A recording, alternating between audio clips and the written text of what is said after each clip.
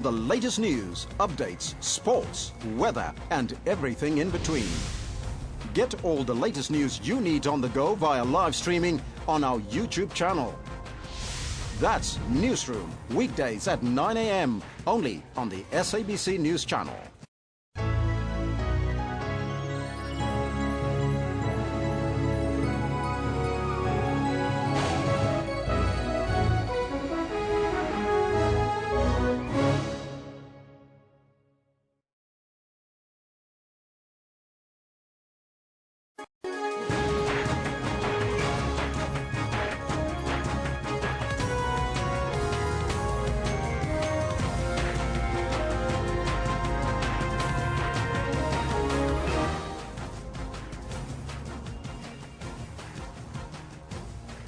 It's Monday, the 16th of May, 2016. It's mid-month. This is Newsroom on SABC News, Channel 404. Jumbo Africa, and a very warm welcome as we broadcast live from our Auckland Park series in Johannesburg, South Africa, to the rest of the African continent. I'm Elvis Preslin. Best, and we'll be with you until 12 o'clock. We're also streaming live on YouTube with the entire show available on our YouTube channel. Of course, today we're focusing on the signing of the Electoral Code of Conduct by political parties that binds them to commit, uphold and promote the code and spirit of tolerance and respect in the upcoming elections. In our question of the day, we're asking you, are you aware of the Electoral Code of Conduct and what it really means for political parties and their members? You can let us know what's on your mind. Send us your comments on the Twitter handle at SABC Newsroom, as well as on our Facebook page. But first, let's take a look at your news headlines.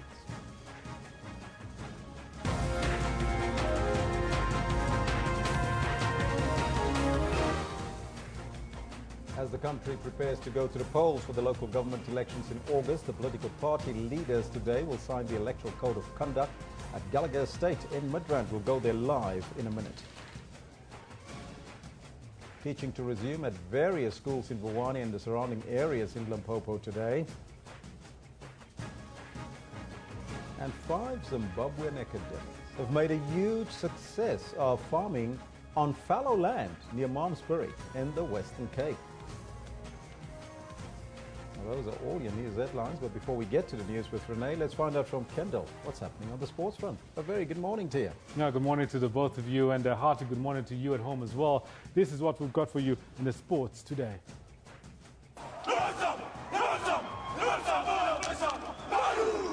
Samoa staged a second-half comeback to upset world leaders Fiji in a shock win of the inaugural Paris Sevens. And on a weekend of upsets, Andy Murray beats his nemesis Novak Djokovic 6-3, 6-3 in the Italian Open final in Rome.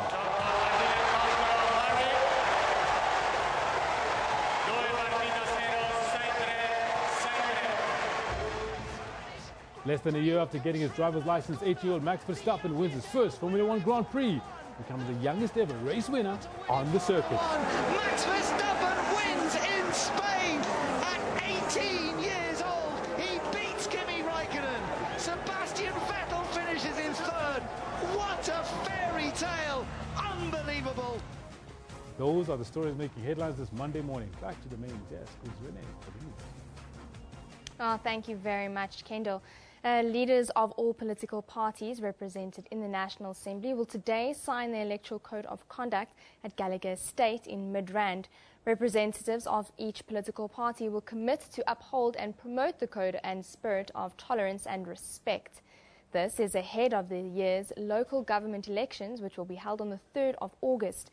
For more on this story, we now cross live to our contributing editor, Vuyo Mvoko, who is at Gallagher Estate in Midrand, where the signing will take place. A very good morning to you, Vuyo. Can you give us an update from where you are, and have political parties arrived? Well, thank you very much. Well, representatives of the various South African political parties have indeed arrived, and some of them are still on their way here, but many of them are already here waiting for that moment when they will, of course, as you said, be signing that pledge, committing themselves to an atmosphere that's conducive to a free and fair poll, not only on the day but in the run-up too. that election. But to help us understand more the significance of this particular day and what it's going to mean for everyone, I'm joined by Kate Bapela, who is the national spokesperson for the Independent Electoral Commission. Welcome, ma'am, and thanks very much for joining us. Good morning, Vuyo, and to SABC viewers. Well, in a nutshell, the significance of this day? The Electoral Code of Conduct is a key step towards the 2016 municipal elections. This day in particular, all 13 political parties represented in Parliament will be signing the Electoral Code of Conduct. What it means is that as we're going to campaigning, as we're going to various process of ensuring that the electorate understands and they know how they're going to deal with these matters, then they'll begin to ensure that, especially when you look at the Code of Conduct, it deals with issues of inciting violence. It deals with issues of ensuring that the media, people like you, Vuyo, are reporting correctly and factually on electoral issues, because remember, with any election, every vote counts. So therefore, every step that we ensure towards creating a conducive environment is not only the work of the IEC, but it's a collective work of South Africans. When you look at the Code of Conduct, it deals with political parties, it deals with the media, it deals with the electorate. That means that every voter that supports its own political party, they must understand that as much as it's your right to campaign, other parties also have got the right to campaign. Well, the pledge will be signed on some piece of paper. Someone will have to enforce it. Who is it? When we look at the electoral laws, the people that the jurisdiction that will enforce the Code of Conduct will be the Electoral Court. As the IEC, our work this morning and days leading to the elections is to ensure that we promote the Electoral Code of Conduct. Once we've promoted the Electoral Code of Conduct, if there are any breaches to the code, the Electoral Court is the enforcing body. Does it have the capacity? Will it be able to cope? If past experience is anything to go by, there have been complaints that it can be tardy at times or not process things as speedily as perhaps things should be processed. I mean, we have worked very well with the Electoral Court in the past elections. So surely these elections, my understanding, you remember earlier around March this year, they were addressing political parties, they were addressing the media on issues of enforcement, and they're not the only body that looks at enforcement. We've got also your security cluster that deals with other breaches, for instance, where posters of other political parties have been defaced. You've got all sorts of institutions that looks at various aspects of the Electoral Code of Conduct. It's not only the Electoral Court. We also have got the security, a cluster that has got its own responsibility. So my take is that having gone through a few elections, you as a country were comfortable about authorities that have been able to deal with the enforcement of the Electoral Code of Conduct. And I'm sure in these coming elections, there won't be any different approach in dealing with matters of electoral code of conduct, and we know for sure that all of these stakeholders involved in enforcement are aware of the code of conduct, and they've done very well in terms of adjudicating on matters. So we know in these coming elections they will do also critical work in ensuring that enforcement happens, so that as a country, as we go through any election, we appreciate the enforcement of a code of conduct. Analysts, pundits say this is probably going to be the most contested election in the history of post-apartheid South Africa. Any things that have happened so far that have perhaps made you feel a bit uneasy? Our attitude at the IEC is that every election is unique in its own form.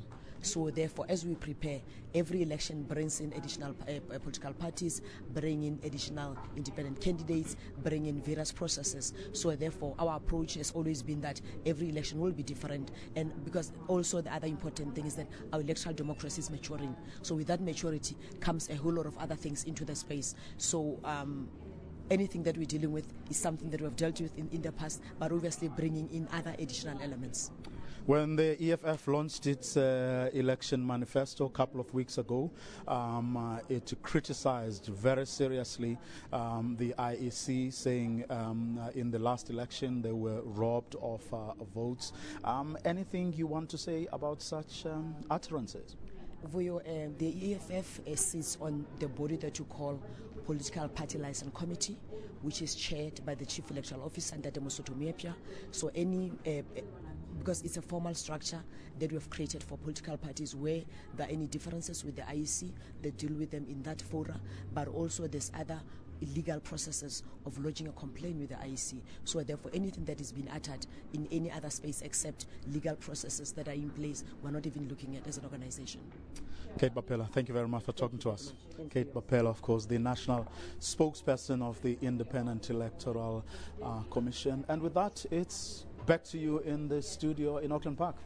Well, thank you very much, Vuyo, for that update. Of course, a very important day there in South Africa. That was Vuyo Mvoko, our contributing editor, joining us live from Gallagher Estate in Midrand. Now moving on to more news for the day. Schools remain closed at more than 100 schools in Vuwani and surrounding areas in Limpopo this morning. There's been no schooling in the area since violent protests began earlier this month, resulting in arson attacks on 24 schools. Many were burnt to the ground. An interministerial team was then sent in to negotiate with the community and traditional leaders who are opposed to being incorporated into another municipality. Yesterday, community members began cleaning vandalized classrooms in preparation for the resumption of teaching today. It's not yet clear where the learners whose schools were destroyed will be accommodated. The Department of Education is due to deliver 64 mobile classrooms. 5 Zimbabwean academics have made a huge success of farming on fallow land near Malmesbury in the Western Cape. The owner of the land offered it to them to use for free for a period of a year. They now have become the biggest producers of white maize in the region, employing over 20 workers in the season. Unseeded, uncultivated, and lying fallow. Until 5 friends saw the potential of this 15-hectare piece of land and asked the farm owner for permission to use it. They started by installing irrigation pipes to make sure the land got enough water. Most farmers wouldn't be interested if the soil proved too sandy. Using methods other farmers have long given up on, like planting the seeds manually, one by one. They also use chicken and cattle manure to sustain the crops. It looked like sand soil to us. So, because we have got one of our academic side friend who is also a partner here, has got a doctorate in agriculture. He said, let's try it using the organic side where we will try to put manure. We can use cow dung, chicken feeds, so that we see how the sand will respond. If you look at it, there are more than 10 or 20 people who work here seasonally. There are 4 permanent workers who work here. There are more than 100 households that survive out of buying mealies here and selling in various settlements. So if this can be duplicated in the Eastern Cape, in Mpumalanga, in Limpopo, then it will create employment for so many people. All 5 are professionals. They exchange their academic gowns for overalls and boots at the weekend. The project employs 4 permanent workers. Yeah, I'm very happy to work here on the farm. It changed my life completely. We planted these mealies. After planting mealies, after taking off mealies, we plant vegetables. So I'm able to feed my families through this farming. The N7 farmers are hoping to transfer their skills and methods to other small-scale farmers throughout the country. They've already been announced as the winners of a Small Business of the Year award in Zimbabwe. The landowner says he supports the farmers. Nomoetu Solwandle, SABC News, on the N7 near Malmesbury. Well, that's your top news for now. Elvis, it's over to you. Thank you, Renee, and that was a very inspiring story.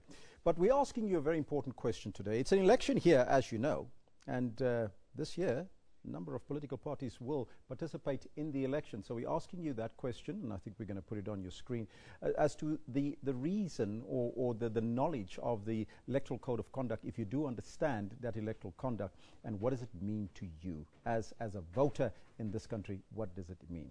We're going to come back to that question and then start from the point and read all your comments as it come in through the course of the morning. So stay with us right here on Channel 404, your favorite channel. This is Newsroom.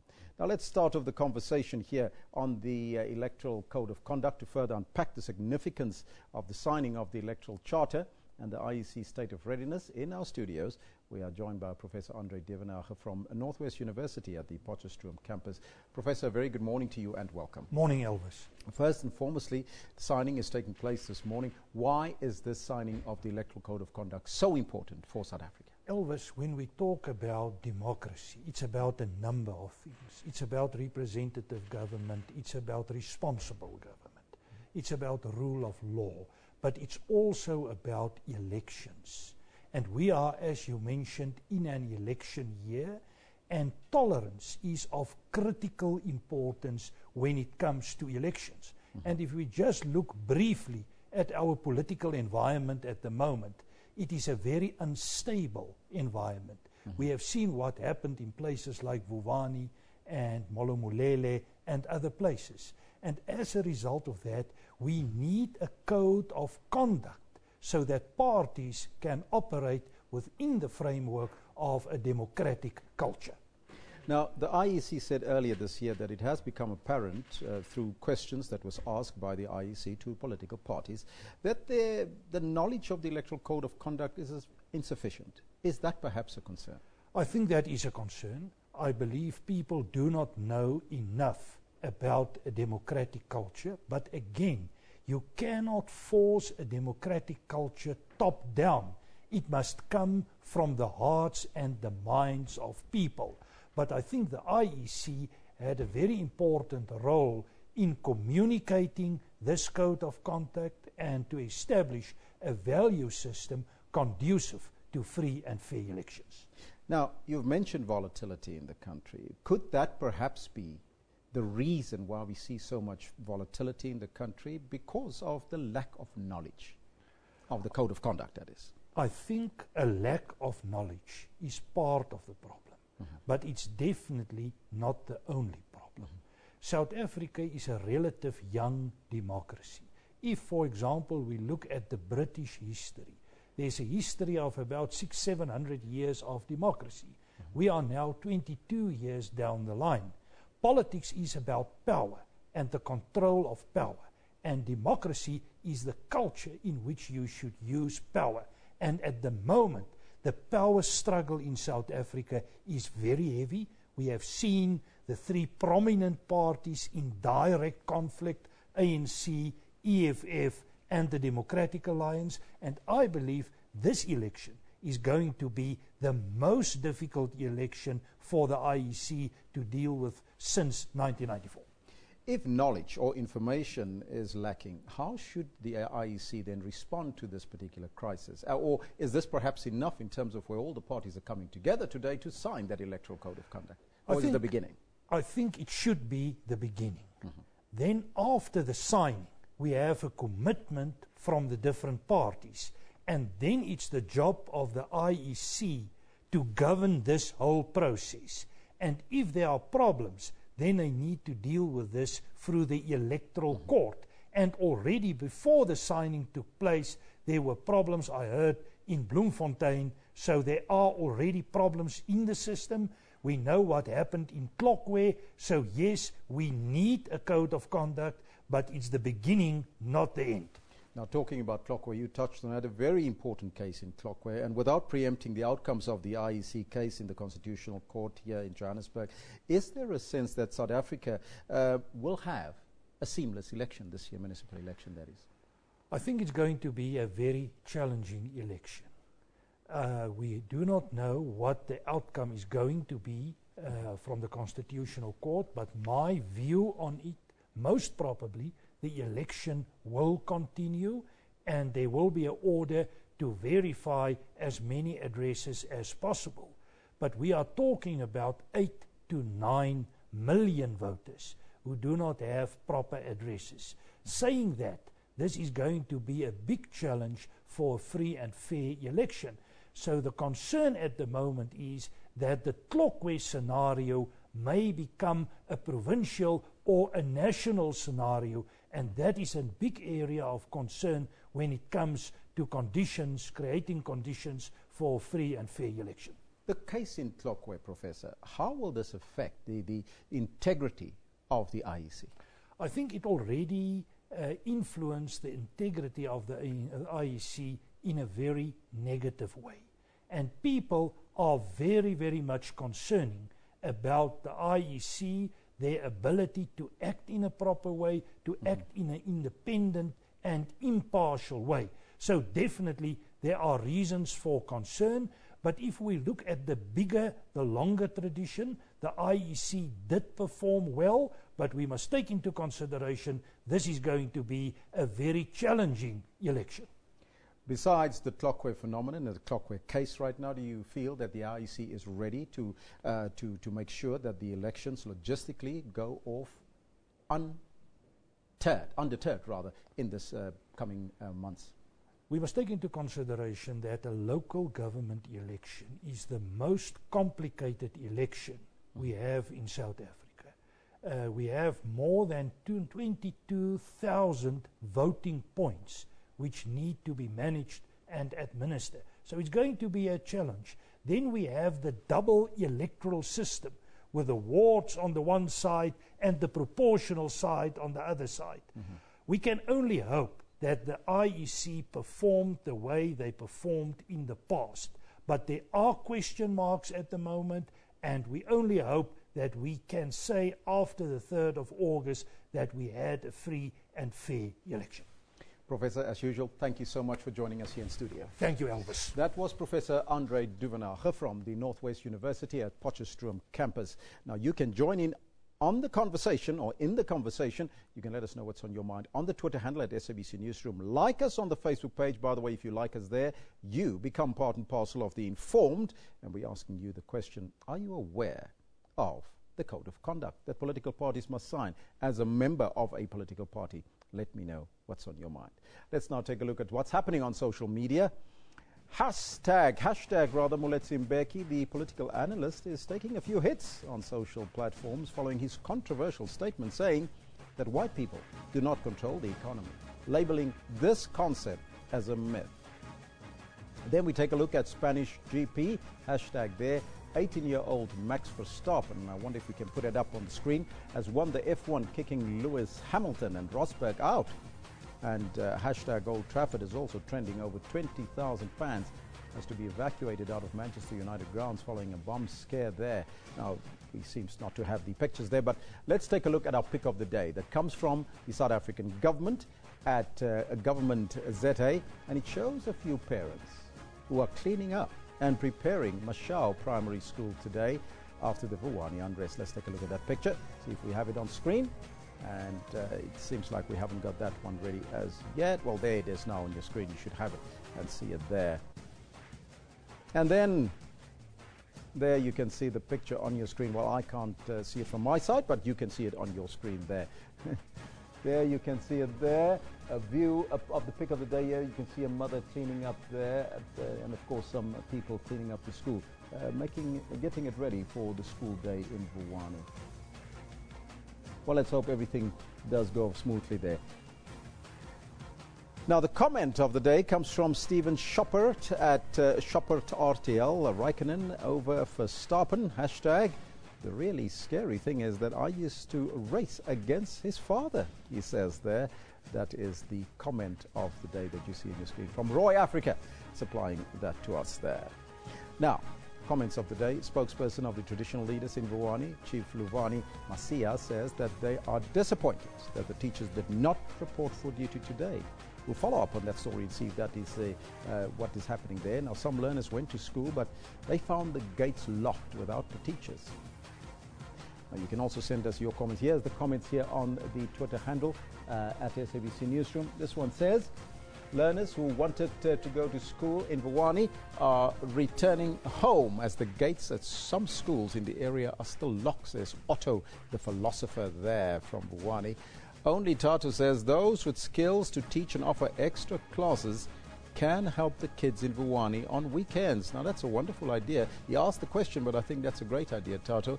Damien Hines says, Carmen Reddy, where will the kids from the Torch schools in hashtag Vuwani attend the classes? Well, some of the classes, we believe there's going to be temporary classes, Damien. Larry Andreas says, After torching the schools and protesting, you now decide to send your kids to school? Question mark. Huge failure rate expected this quarter, says Larry Andreas there. Agent Provocateur says the gates of some schools in Vuwani are still locked. Learners heading back home. The adults messing with the minds of our kids, says Agent Provocateur. Now let's take a look at some of the front pages of newspapers from around the globe, and we start off in Europe. The Times report that students will be able to switch between universities more easily, and institutions will be penalized for poor teaching in a radical reform of higher education to be announced today. Moving to New York, the Wall Street Journal says that health insurance customers in a growing number of mostly rural regions will have just one insurer's plans to choose from on the Affordable Care Act exchanges next year, as some companies pull out of unprofitable markets. So there you see it there on your screen. Let's now go to China. Finally, the South China Morning Post reports that a man arrested over an alleged plot to use a drone to disrupt the state's leader's Hong Kong's visit was asked to buy the device by a veteran local activist, Chong Kin-shing. That's in the South China Morning Post. Those are your newspapers from around the globe. Let's now take a look what is happening around the country here today. And we start off in Cape Town. The bail application of the two men accused of raping and killing the Khayelitsha teenager, Sinatolo Mavufuka, is expected to be heard in the local magistrate's court. Mavufuka's half-naked body was found dumped in a communal toilet a few minutes' walk from the shack where she lived with her brother. Still in Cape Town, an 18-year-old suspect is expected to appear in the Wellington Magistrates Court in connection with the murder of a well-known Afrikaans writer, Winnie Rust. The 77-year-old Rust was found dead in his home in the area by her husband last Wednesday. Now, in Khayelitsha, a 31-year-old man is expected to appear in the local magistrates court for an alleged hijacking. Now, he was arrested on Saturday after he and an accomplice attacked the crew of an ambulance in the area. Let's now move to Port Elizabeth, where the murder accused, Christopher Panayoto, remember him, and he's two accused, co-accused that is, Sizwe Vumazonke and Sinatemba Nenembe, are expected to appear again in the Port Elizabeth Magistrates Court. The three men were arrested in connection with the abduction and murder of the school teacher Jade Panayoto in April last year. We'll keep you updated on all these stories. You can also find some of them on our Facebook page if you go there. Right now, we'll take a short break and we'll be right back after that. We're asking you the question, are you aware of the Election Code of Conduct, and what does it mean for political parties, and what does it mean for you as a member of a political party? I would like to know what's on your mind. Let me know on the Facebook page. Like us there and follow us on Twitter. Let's take a short break.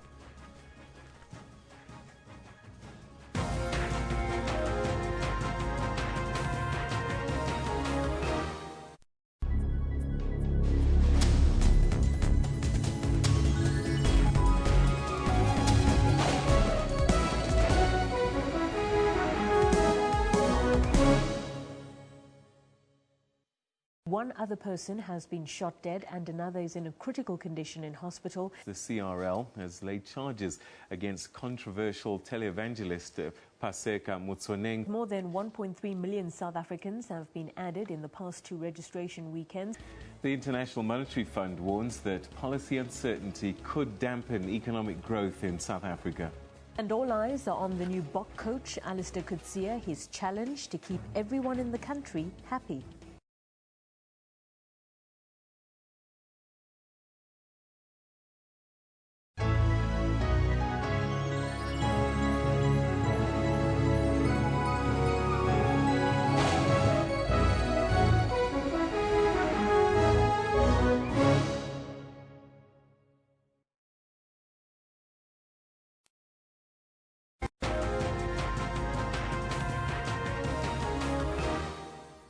We continue our discussion this morning, and our theme for today, political tolerance, has been seriously undermined in recent times in South Africa. It has declined in the sphere of party political contestations within the alliance, the ruling party, between political parties, and within general public. South Africa enjoys a vibrant party political system, albeit one driven by personalities rather than any real debate around policies. Now, for more on political intolerance, especially when we're approaching the local government elections in August, as well as the signing of the Electoral Code of Conduct today, we are joined in studio by Professor SABC Nklachana, a political analyst, and you at UJ right now, University of Johannesburg. Yes. Very good morning to you, sir. Thank you. Now, it's a fact that South Africa is a very young democracy, but is it not really supposed to be now becoming perhaps more matured into political tolerance after 22 years of democracy? I think we have reached that point. Well, initially, say 94, 95, the country was still new. You had parties that had never campaigned within the black community. Some of them were part of their party structure. So inevitably, you had a bit of hostility. They were not known, and there was still animosity towards them. But over the years, especially because some of these parties, the National Party, for instance, earlier, and the DA now, have localized themselves. Instead of complete strangers, like white folks coming into the township and not known, they now have local leaders, your neighbor, someone you know, someone you grew up with. So their identity has been localized. We know these DA people, who they are. We grew up with them. And in most townships these days, you see people wearing DA T-shirts and all sorts of T-shirts, and they are never attacked. So we've pretty much relatively matured. Now, we've seen political intolerance in the National Assembly. We've seen political tolerance on the ground. What can we expect in the run-up to the local government elections on the 3rd of August this year? Political intolerance in the National Assembly is a reflection of a breakdown of rules, abuse of power. Failure by those in authority, especially the office of the Speaker, to arbitrate fairly over disputes, and perhaps the failure of the President to provide straight and honest answer to certain questions, and the sense that the Speaker is biased. That frustration leads to eruptions of this nature that we have seen. But in local politics, generally speaking, I don't expect that. People know each other. You know, and as I was saying earlier, these people are not enemies anymore. These are people that we've grown up with, and there is a welcoming spirit, I think, within the black communities, partly because people are being open to other options other than the ANC. So they are welcoming of these different options, whereas initially they thought that the ANC was the only game in town. Now they are saying, no, the ANC has to some degree messed up.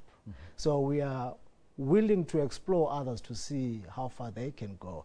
So it's also an indication of the openness and the extent to which that the ANC is not fulfilling the entirety of people's expectations. So they are opening up to other alternatives. We know the contestations previously to our democracy in this country, but is that perhaps a remnant of the apartheid era that we bring in terms of where we are standing now, this democracy now, in terms of political intolerance, or not? To some degree, I think you would have. There was a culture of intolerance, a culture that was occasioned by a particular political context. Parties that collaborated, a party of the Bantustans, for instance, parties that purported to sympathize with the plight of black people and yet didn't pursue issues of justice. So you had a fact of collaborators generally within the apartheid states, and you inevitably would expect a degree of hostility, intolerance, but we've now transitioned into a democratic state. And I think we understand what a democracy means. It's plurality of political parties, acceptance of diversity of views. So that culture, perhaps initially because of tense emotions in the early years of our democracy, but we have increasingly accepted political diversity. I think I'm a bit disappointed, in fact, that we continue to harp on the prevalence of political intolerance when there's none. We seem to be caught up in these stereotypes. That there is. That we are unable to transcend it, when in fact, empirically, if one were to open one's eyes and not be guided by prejudice and stereotypes, you would see that there's none. So I don't understand why we're even having this conversation this morning. But what do you call the scuffles that we see in the National Assembly? What is that? Is that just pure debate or is it intolerance? Not. That's a breakdown of politics. That's a breakdown of politics. A failure of actors to reach compromises because our politics has become extremely polarized. We've had very thorny issues that affect our constitution, our democracy, that affect the very head of our state. That the president, instead of leading the country towards resolutions of disputes, he has himself become the stalemate, the source of the stalemate. So because the head is intransigent, the institutions are not functional. When they are dysfunctional, people resort to other means. So you shouldn't conflate parliament and local elections. Parliament is stuck in a stalemate because the ruling party is itself locked in some stalemate of its own, right? That's a separate matter, a matter that will find its own momentum to resolve. But when it comes to local elections, that's a different story there. I think locals might be a lot more decent than parliament. Moving away from parliament and politicians, people on the ground, we're driving towards the 3rd of August. Can we expect a peaceful election this year? There's no reason we shouldn't. And I mean, I know also there's been questions asked about the ability of the IEC to deliver credible elections. I suppose, given what has been happening now around clock, where those questions are legitimate. But once we ask the questions, we should not quickly reach the conclusion that they don't have credibility. These are legitimate questions. The IEC has delivered 4 or 5 elections now quite easily. The voters' roll issue has to do with whether or not you have proper addresses, for certain voters. It doesn't mean that if you don't have a proper address, therefore you will be disfranchised. That's nonsense, right? And the right to vote is a lot more legitimate than an address. An address on a voter helps parties to locate where Elvis lives so that they can go to Elvis and canvass his vote. And they also say that for those who live in informal settlements, they might not have conventional addresses. They must therefore give landmarks.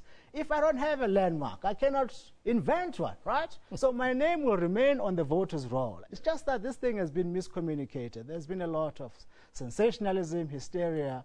The IEC has been doing splendidly well. The voters' roll issue will be resolved by the Constitutional Court, and my sense that the Constitutional Court will not say find addresses for all 8 or 9 million. It will say at clockware, as the decision was taken in November of 2015, that voters' roll on that day, from then onwards, must have proper addresses. It will not go back, because to do so would be stupid. The IEC cannot find addresses between now and August 3rd for 8 million. The Constitutional Court, they're not idiots, right? So you cannot make a decision that you know quite well imperils the elections. It's common sense. So the hysteria really is completely unfounded. Professor, thank you so much for joining us here in studio. You're welcome. That was Professor Nkabisi Ntlachana. He's now with the University of Johannesburg, political analyst. Now, there's a number of comments coming through, and we'll also be crossing live to Gallagher Estate in a short while to Vuyo Mvoko, who's standing by. But we're asking you that very important question. Are you aware of the Electoral Code of Conduct? And what does it mean for political parties as well as their members? Let me take a look at what you have to say. You can find us on the Facebook page as well as on the Twitter handle at SABC News. This one from Unati Grootboom says, I don't know anything about it. Anyway, what does it mean for the poor? That's one from Unati. Well, it's all about tolerance that we're talking about. You heard also Professor emphasizing in terms of that. There is no intolerance. That's what he said. Well, we want to know from you if there is. So let me know what's on your mind. Remember to send us your comments at SABC Newsroom. Now to the Facebook now. On the Facebook page, if you like us there, you become part and parcel of the Informed. This one, the Umfolosi municipality in northern KwaZulu-Natal says it will be assisting and advising widows in the area on how to create their own businesses and manage their finances. Then we see that lectures remain suspended at the Vaal University of Technology. Remember what happened there following the torching of buildings at the main campus in Vanderbijl Park, south of Johannesburg. And then finally, the Basic Education Department has expressed shock over the leaked Cash for Jobs report. The City Press over the weekend says that it's in possession of the final report, and it is reporting that the practice of selling teaching posts is widespread. You can find all of these and more on our Facebook page, SABC Newsroom. If you type it in, you can find today's date and, of course, see the entire program. But right now, let's take a break, and we'll be right back after that.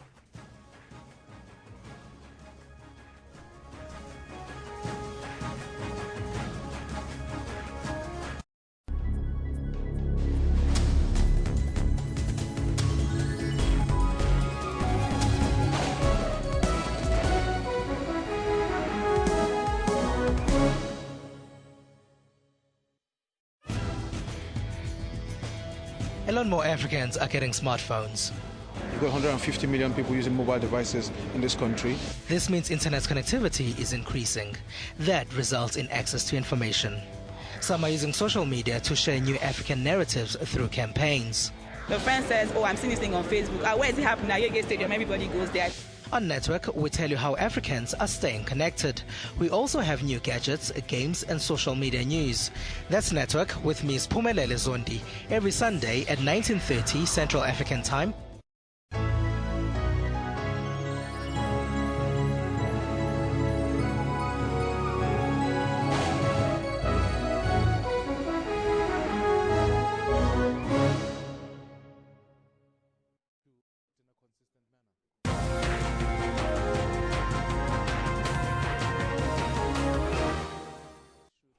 Now, going back to one of our main stories today, as you know, the children are going back to school in Vuwani. Mike Maringa spoke to the Limpopo Education MEC about the scheduled reopening of the schools in Vuwani. Indeed, we have been making rounds. We've got a number of leadership of government making rounds to ensure that, to monitor how did the first day start. We have discovered that in a number of areas there's been cleanup yesterday and some of them in this morning. But yes, indeed, there were pockets of learners that were coming. In some schools, there were a number of teachers who did come. We also did pick up that there's been intimidation in this area just to try and make sure that people don't attend schooling. We have done our all as government, from consulting the communities, from ensuring that there's security, and we continue to engage the community.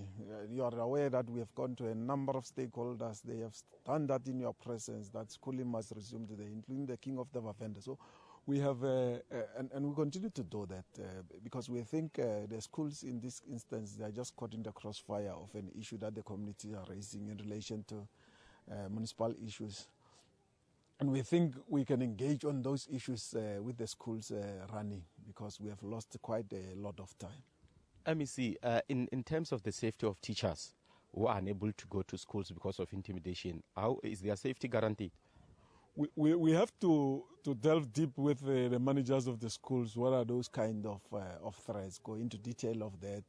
We will provide reasonable security. We have to engage on what kind of security is that. We've got all the state agencies that are responsible for security, and they will be able to assess even themselves. They will be able to give advice.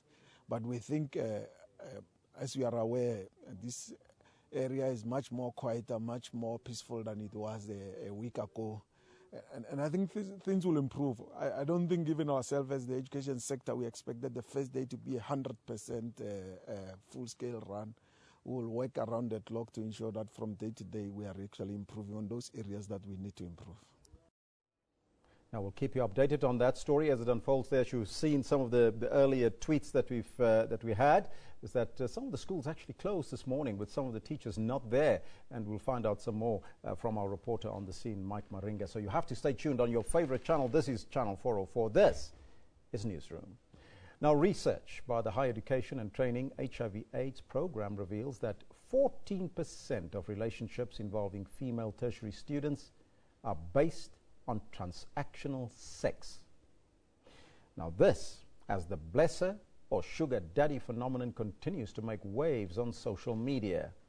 In these type of relationships, an older, wealthier man is the blesser, and the young woman is a blessee. Now, he provides her with goods, money, services, lifestyle experiences in return for sex. The Director of Higher Education and Training HIV/AIDS program says that these types of relationships contribute to the rapid spread of HIV/AIDS and teenage pregnancy. Meanwhile, the HIV and AIDS activists say that hunger and stigma are two of the biggest challenges faced by people living with HIV and AIDS in rural areas.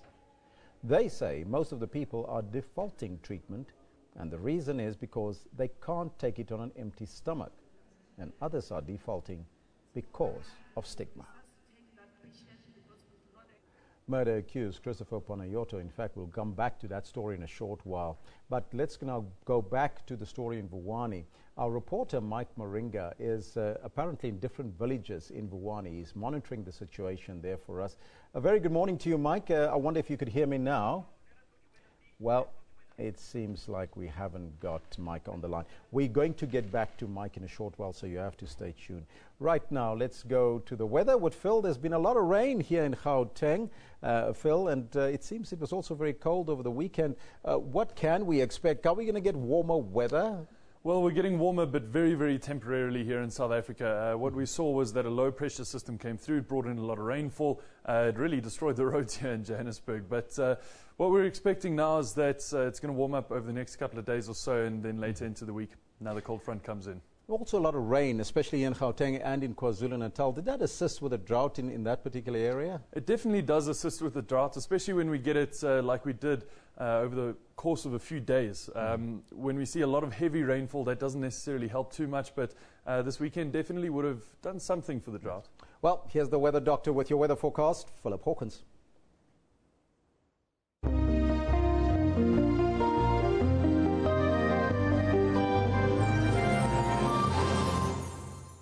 Yeah, thank you so much. Well, let's take a look at what's going on in terms of your weather. First of all, we take a look at Southern Africa, and here we are expecting good news for the most part. No more rainfall over Gauteng and the surrounding areas. For today, we are expecting just isolated showers to extend from Mozambique down towards South Africa's Limpopo and Mpumalanga provinces. So great news for the farmers there as well. Some rain coming towards that area there. The rest of South Africa, as you can see, higher pressure systems dominating that interior, and that means clear skies all the way throughout that area. And indeed, Southern Africa's western and central areas all expecting clear skies for today. And moving into tomorrow, very, very similar conditions, although clearer conditions all the way throughout South Africa's northeastern areas. A small bit of cloud cover and rainfall forecast over those far eastern areas and the coastlines of Mozambique. Let's take a look in a little bit more detail what's going on there. Good news, temperatures coming up a little bit. 24 degrees in Cape Town, temperatures rising up to about 20 degrees Celsius in Pretoria and 26 for Pietermaritzburg. The surrounding states expecting warmer temperatures as well, with a 27-degree high in Windhoek. Gaborone there peaking at 23 and Beira at 28 degrees. Temperatures looking much, much better since that lower pressure system was replaced by a higher pressure system. Now, what we're seeing is rainfall all the way throughout Central Africa's northern regions. Those extend now a little bit further south towards Congo-Brazzaville and, of course, towards Kigali as well. Temperatures here remaining warm despite that cloud cover, but we are seeing low pressure systems circulating cooler air in towards those western and northwestern areas around Bangui for today. Into tomorrow, we're going to see that resulting in quite a bit of rainfall over that interior around Brazzaville and just further north as well, up to a 60% chance of showers and some wind speeds getting high as well, gusting wind speeds ahead of that too.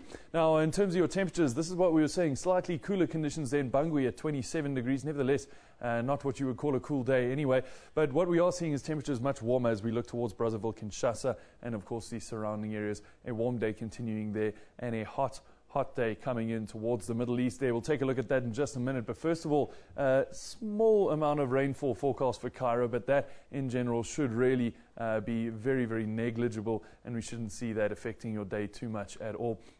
In terms of tomorrow, very similar conditions, higher pressure systems now dominating that region, and we're going to see clear conditions in that region as well. Now, here are your temperatures. What we're going to see is temperatures rising all the way up into the 40s for places such as Mecca there. We're seeing Damascus peaking up at 39 degrees, Cairo at 40 degrees, and Riyadh sharing that same 40-degree high. We are going to see Dubai peaking at about 39 degrees for today. So a very, very hot one there. Sunny ones all the way throughout those areas too. So very, very hot indeed in those areas. Now, what we're taking a look at along West Africa's southern coastline is isolated to scattered showers there for today. Lower pressure systems coming into the area into this afternoon and into tomorrow. And as a result, we're going to see that rainfall continuing in the area. Abidjan expecting quite a bit of rainfall there. In terms of your temperatures, it's going to be a little bit mild along that western coastline and warmer along the southern coastline and, of course, the interior too. This is where I'm going to leave your weather for now. Do stay tuned. The show goes on.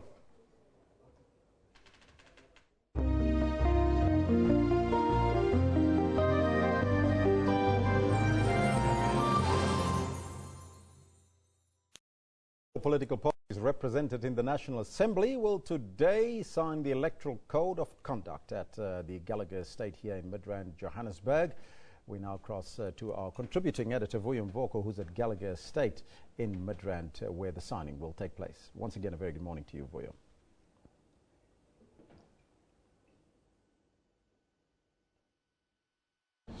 Well, thank you very much and welcome once again to Gallagher Estates. I'm now joined by the ANC's head of elections, Mr. Malusi Kigaba. Welcome, sir, and thanks very much for joining us. Thank you very much. Good morning to you and the viewers at home.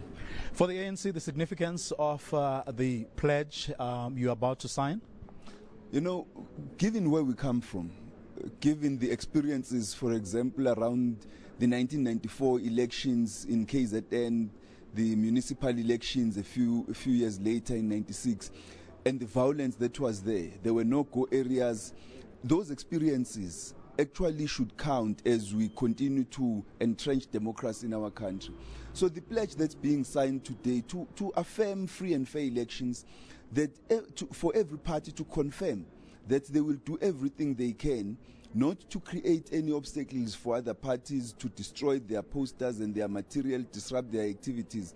Because this democracy was fought for and achieved through difficult struggles. And therefore, we would want to see our people enjoying the democracy, participating in it, and ensuring that everybody is free to cast their vote and vote for the people they want.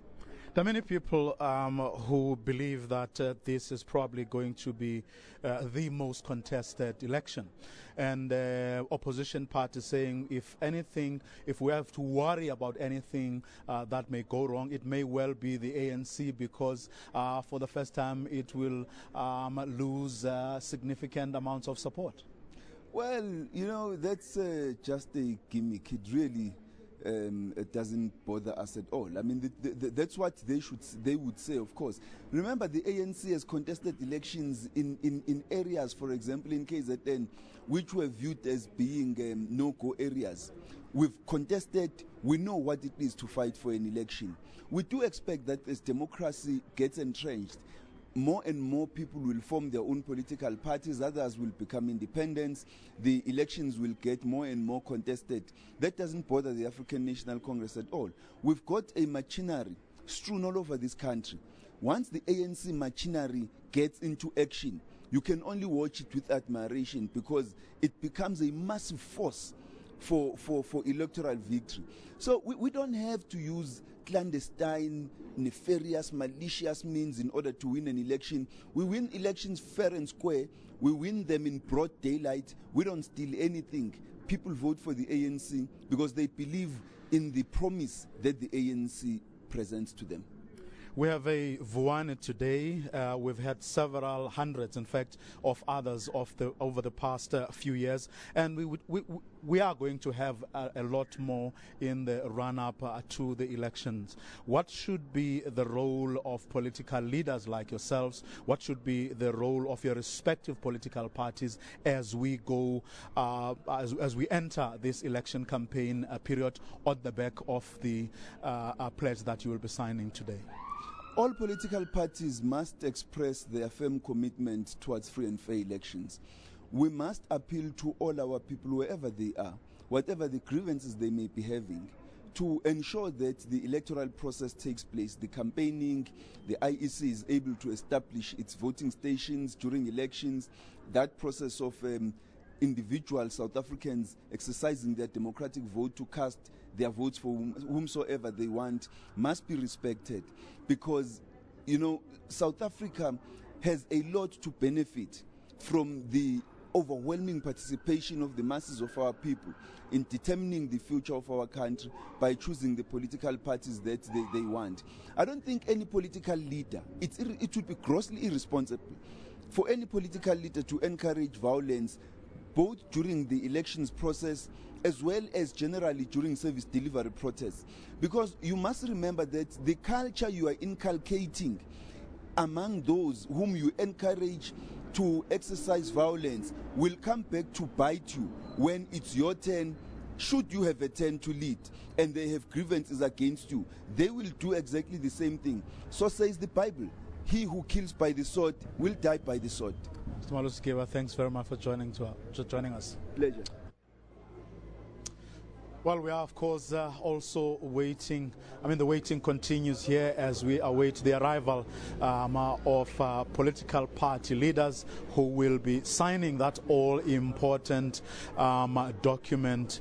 Most of them are already here. President Jacob Zuma is also here, but in his capacity as the head of state. But most of the leaders are already here. I did speak a short while ago to the leader of the official opposition, the Democratic Alliance, Mr. Musi Maimane, and here's how that particular conversation went.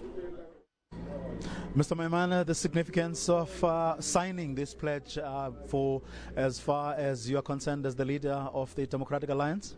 Look, I think these elections are absolutely crucial. These are very significant elections for South Africa. They require that we uphold constitutionalism, something that has been under assault of late. And therefore, in upholding the Constitution and making sure that South Africans know we commit ourselves as a political party to making sure we uphold the constitutionality. We also want to ask the IEC to do likewise. These elections are crucial. We need them to be free and fair to ensure that the results reflect the will of the people. And we'll definitely be inviting all communities to make sure that we observe these elections so that what happened in Tlokwe does not get repeated anywhere else. Is there anything that has happened recently over the past few days, past few weeks, maybe months that is cause for concern? Look, I mean, I think the Tlokwe judgment has key concern, particularly going into a national election. The question about addresses is a vital one. But more importantly, it's also saying to political parties, as the Public Protector report came out recently to say this practice of vote buying cannot be accepted. That the idea that other political parties want to go out and distribute food parcels and do all of those exercises, those things are what undermines the will of the people. And we've got to make sure that as much as we commit ourselves, our challenge is to all the other parties to act in a consistent manner.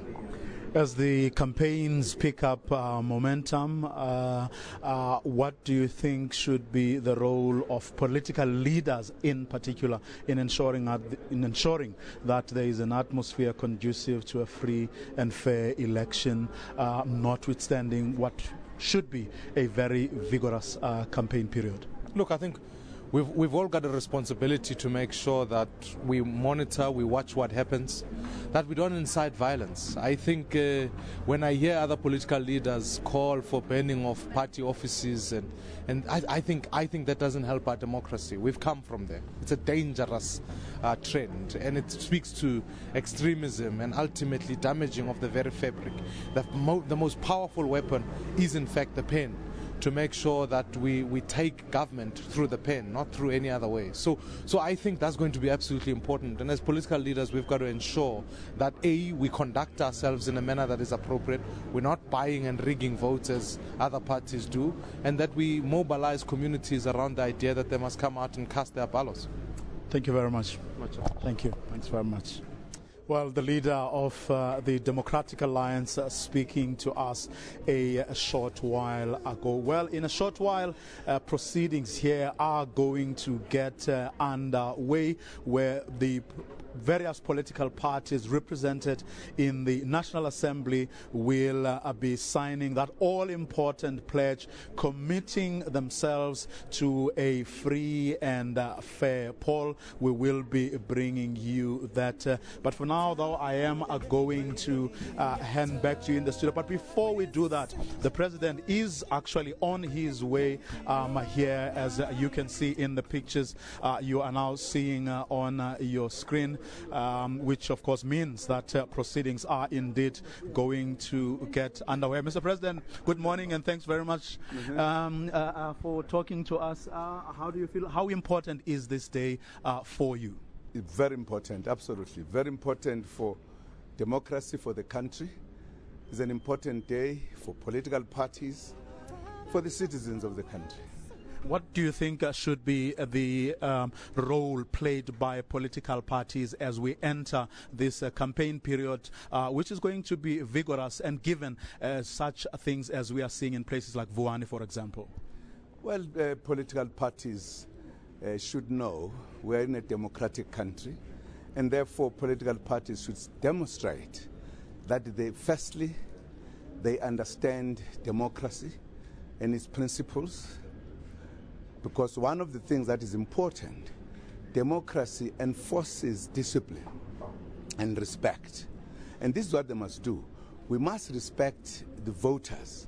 We cannot play games about the right they give us, about the voting us into power or giving us vote, whatever percentage.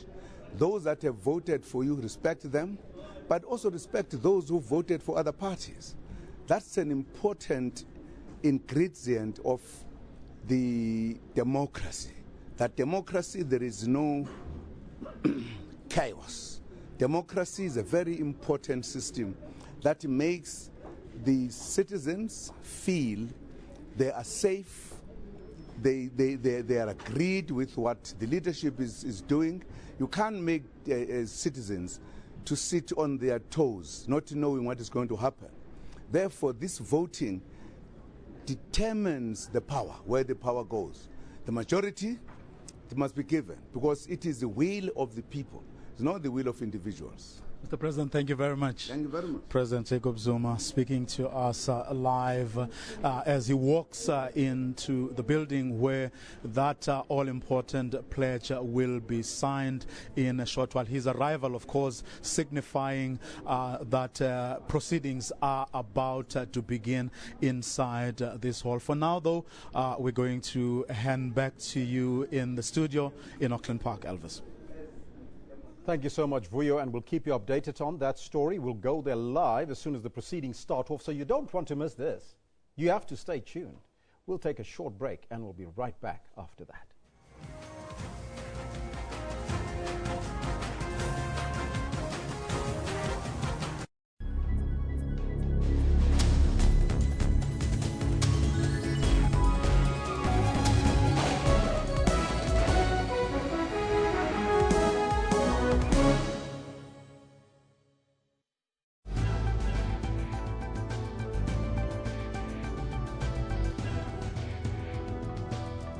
There are no permanent enemies or friends in politics. I agree with Professor Siete fully. Do people still preserve the meaning? They have no clue what it meant to be black under apartheid. Acting Police Commissioner Phahlane dropped a bombshell in Parliament this week when he suggested there could be a possible cover-up. What do you think of this story? What kind of problems were those, Vuyo, if I can just get in there quickly? Every corner or sphere of our lives has become a site of struggle. Watch Media Monitor with me, Alicia Jali, Sundays at 9 a.m. only on the SABC News channel.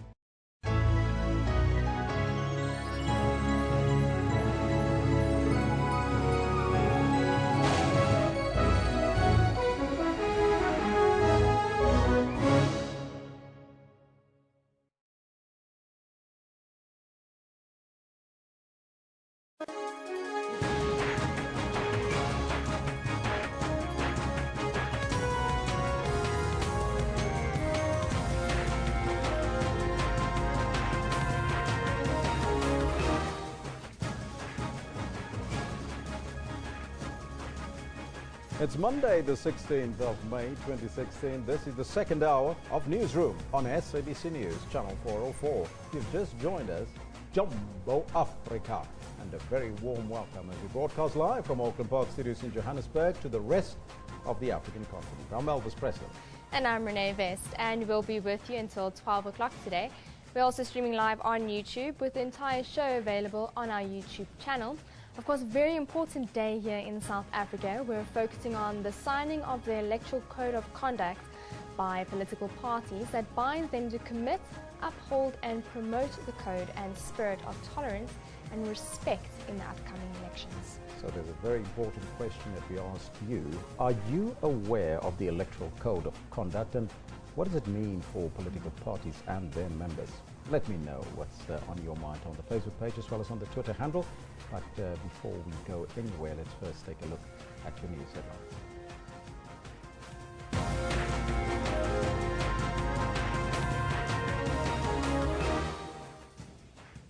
As the country prepares to go to the polls for the local government elections in August, political party leaders today will sign the Electoral Code of Conduct at Gallagher Estate in Midrand. Teaching has not resumed in Vuwani and the surrounding areas in Limpopo. And here's a good news story. 5 Zimbabwean academics have made a huge success of farming on fallow land near Malmesbury in the Western Cape. Now those are all your headlines, but before we get to the news with Renee, let's find out from Kendall Makhamate what's happening on the sports front. Thank you very much, Elvis. Good morning to you, Renee, as well as everybody at home. This is what we've got for you on this beautiful Monday morning in terms of the sports.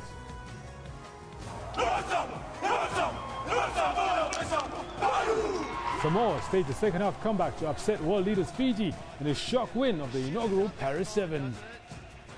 And on a weekend of upsets, Andy Murray beat his nemesis, Novak Djokovic, 6-3, 6-3 in the Italian Open final in Rome.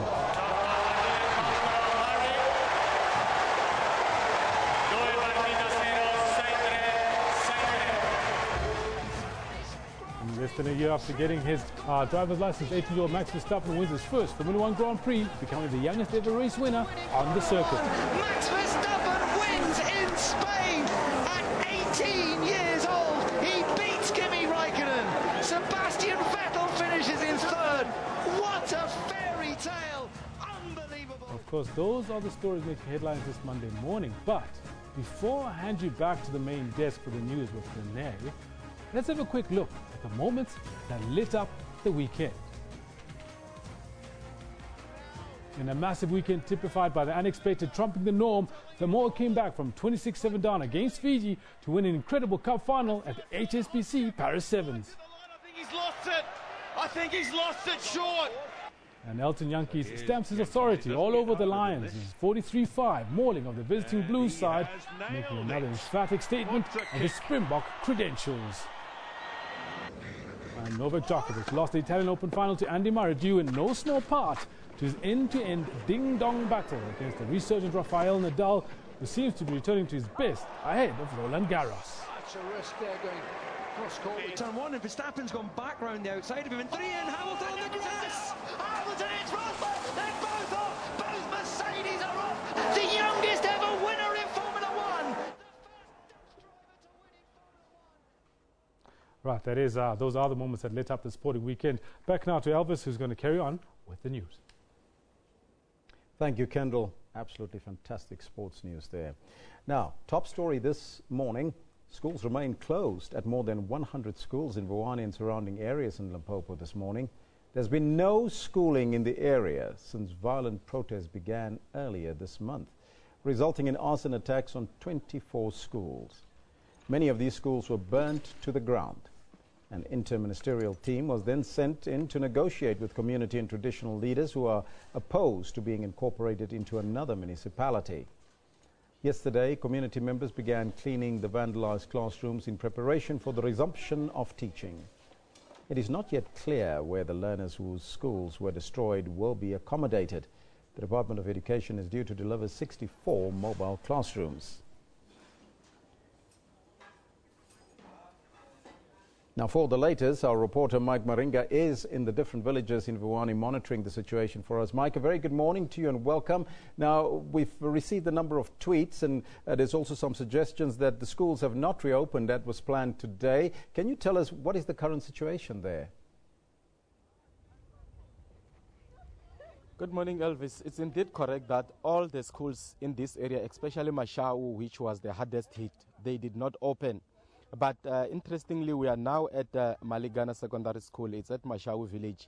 The school that has got an enrollment of over 600 learners. When we arrived here, we found parents and learners cleaning because when they arrived here, the school was not in a good state.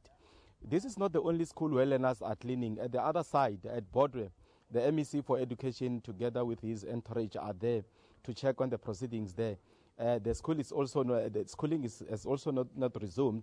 But I can tell you that learners, together with their teachers and parents, are busy trying to clean that school. So we have been up as early as 5:30 trying to monitor the whole area. Learners were in uniform, but at some schools, teachers did not pitch up. Then they were forced to go back, Elvis. So what would you say if out of 10, would you say that 5 schools are open and the rest not, or how would you describe it? Look, Elvis, we only heard of one school that has opened, that is operating as we speak. The school is at the Vuwani side. I've not been to that area. That is where I'll be going from here. But let us also indicate, because in this school in particular, where there's an enrollment of over 600 learners, only 50 learners pitched. It looks like there's an element of intimidation, because at one school where we started this morning, learners told us that they got a call from the principal that went to one of the teachers who was there to say that she received a call to say that educators must not set their foot at that school. So it caused a tension whereby learners went and they were in a very small group and they had to turn back. So we don't know what will happen going forward. He also spoke about mobile classrooms. The spokesperson for the National Department of Education is here. He has confirmed that the department will be delivering 74 mobile classrooms as of today. That has not happened. We are here. We are still monitoring that. We will give that to our viewers if and when it happens, Elvis. Mike Maringa, thank you so much for that updated report in Vuwani. Now, leaders of all political parties represented in the National Assembly will today sign the Electoral Code of Conduct at Gallagher Estate in Midrand. Let us now cross live.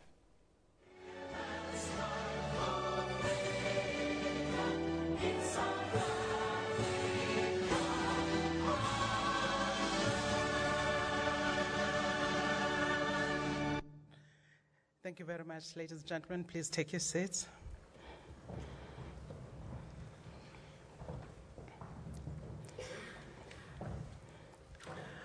May I please introduce you to the people who have kept us entertained while we were getting ready to start. It's a band called Vutela Production Band. They hail from Mpumalanga. Gentlemen, thank you very much for making us happy this morning, this very cold morning in Gauteng. And on that note, we are going to start the program. Ladies and gentlemen, without any further waste of time, I wish to invite the chairperson of the Electoral Commission to give his address. The chairperson of the Electoral Commission is Mr. Glenn Mashinini. Chairperson, please.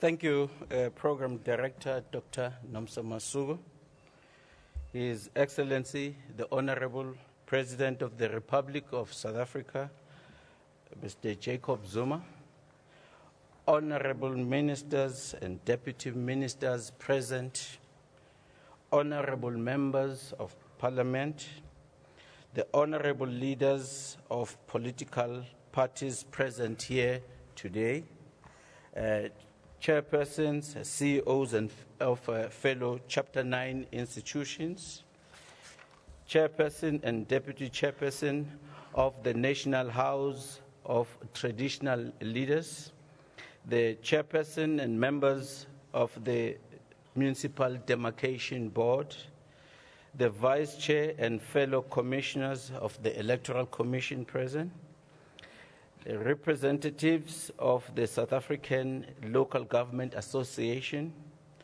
fellow staff members and leadership of the Electoral Commission present, representatives of the faith-based organizations with us, representatives of the disability sector, representatives of the business community, representatives of non-government organizations, members of the Fourth Estate, the media, and members of the diplomatic corps present, fellow South Africans, both present here with us today, and those watching this broadcast live from home.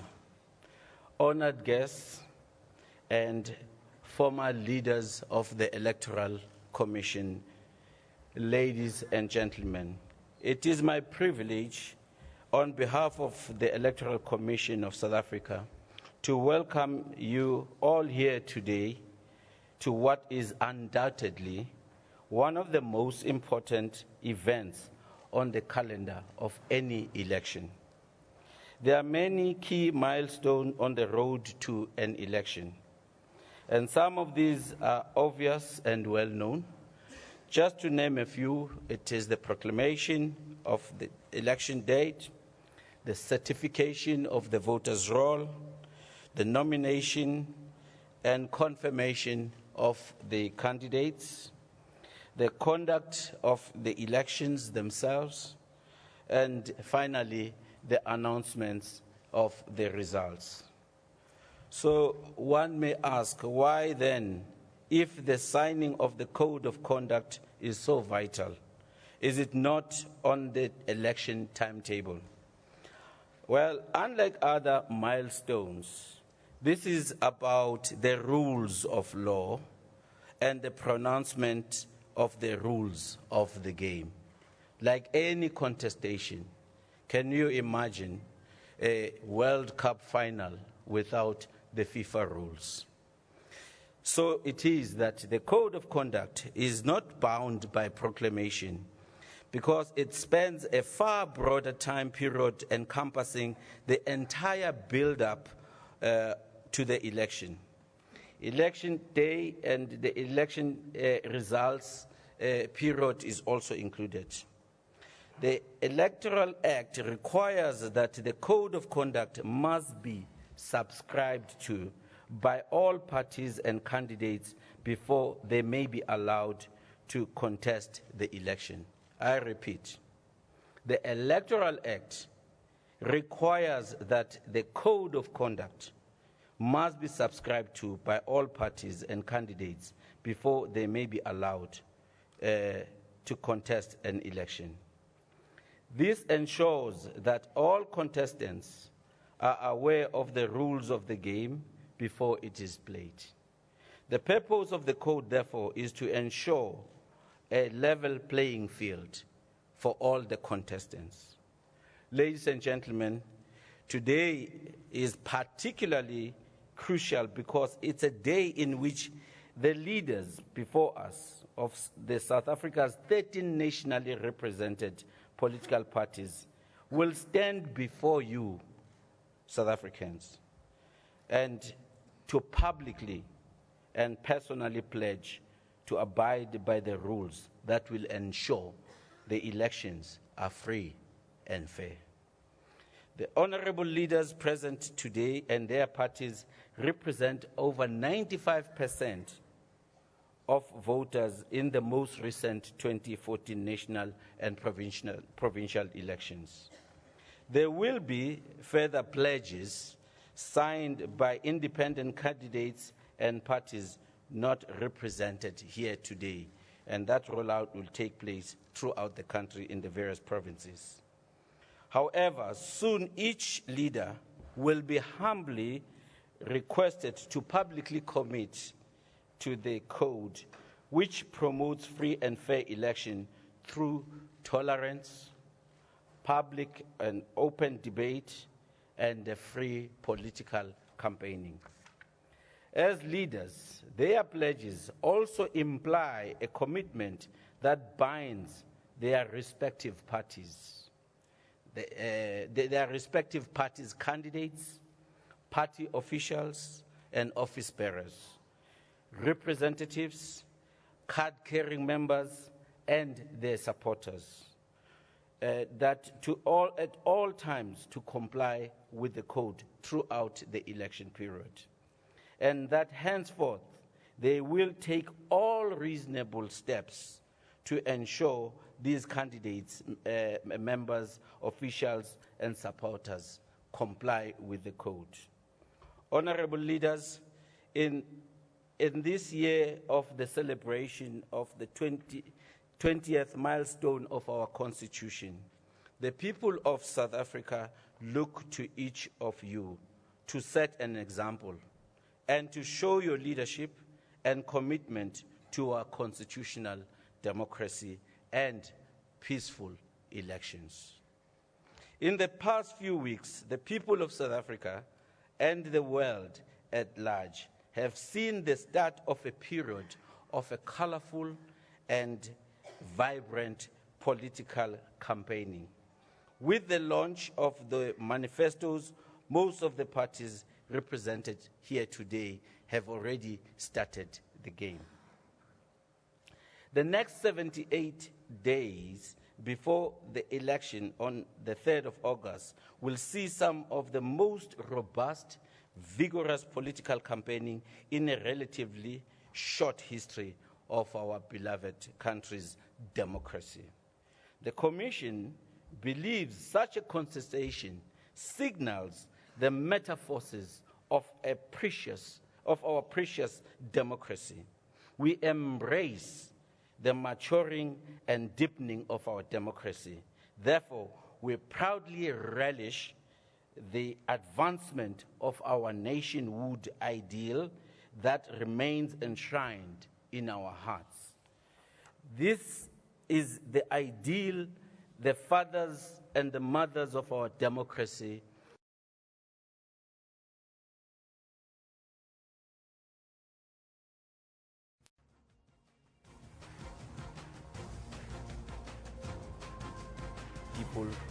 the citizen is equally protected by law. It is an ideal captured in our founding provisions of our Constitution, which sets our nation as one sovereign democratic state founded on the following values: human dignity, achievement of equality and advancement of human rights and freedoms, non-racialism and non-sexism.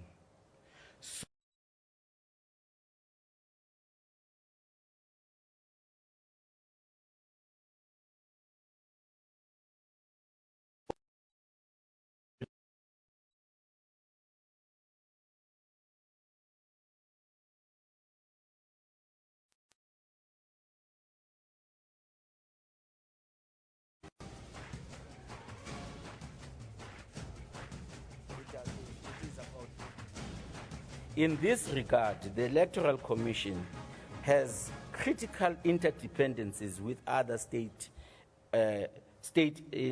organs involved, such as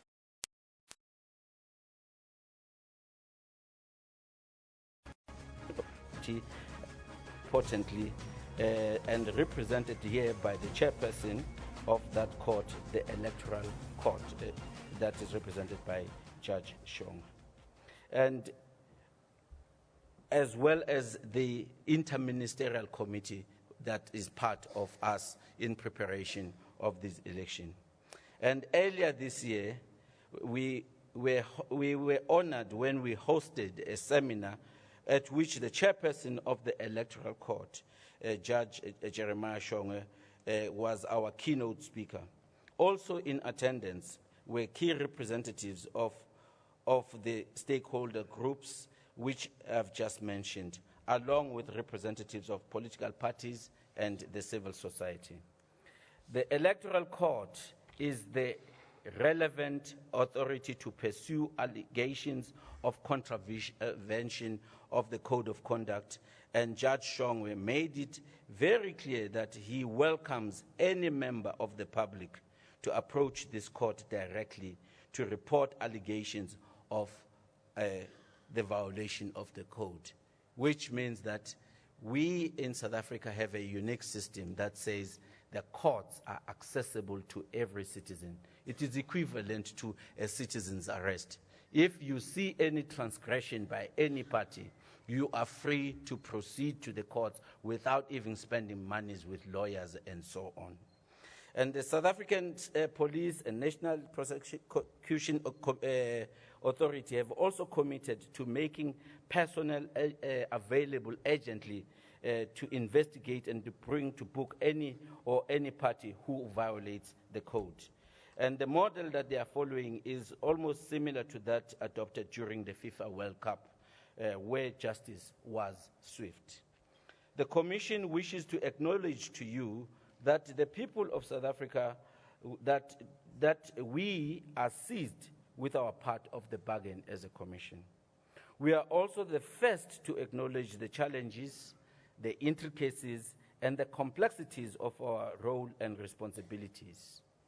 In this regard, all leaders present here today will acknowledge our unprecedented endeavors through the Party Liaison Committee for the continuous liaison and consultation with them.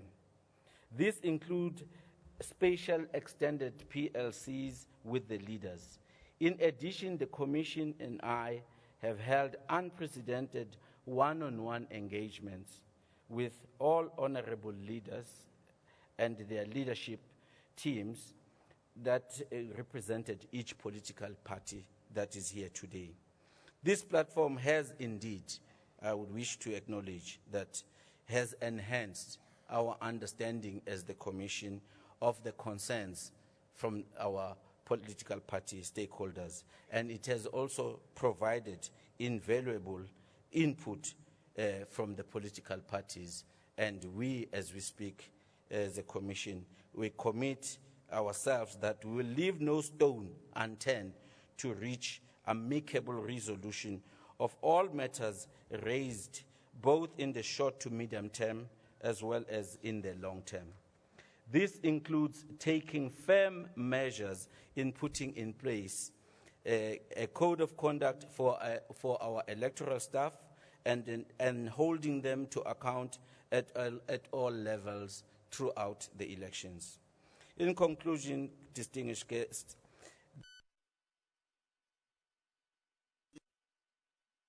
is the mandate of the Electoral Commission, but it is something we cannot achieve alone.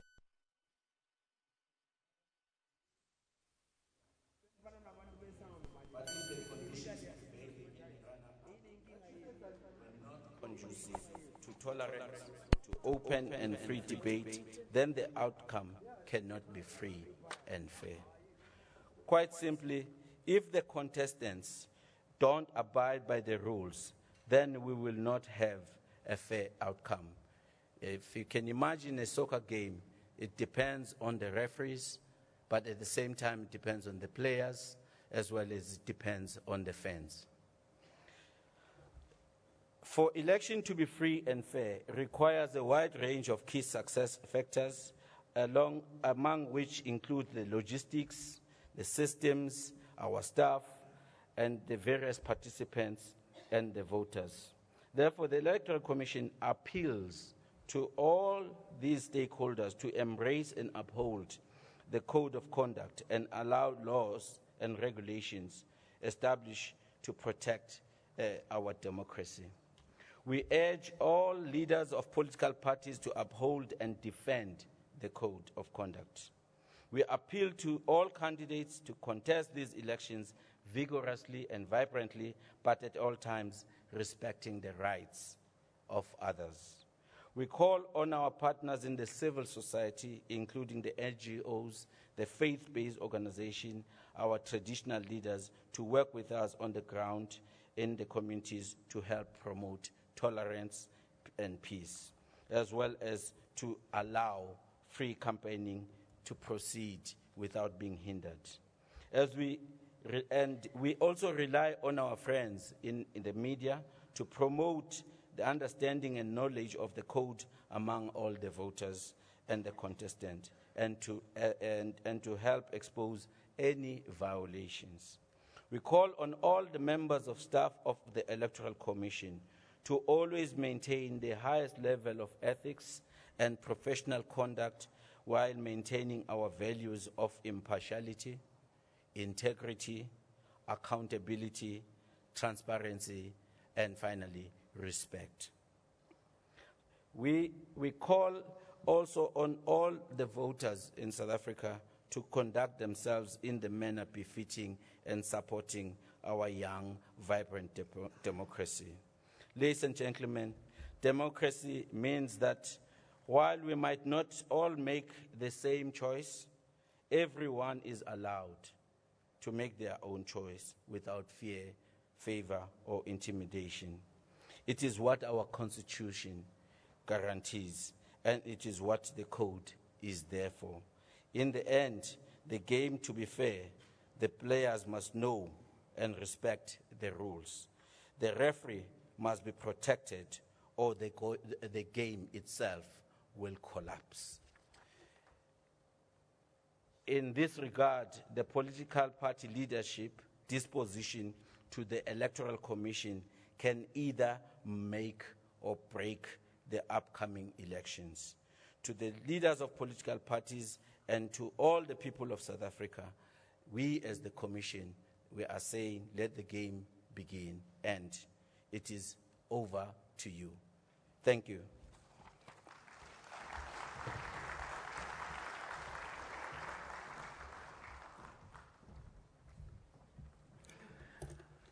Thank you very much, Chairperson, for those words.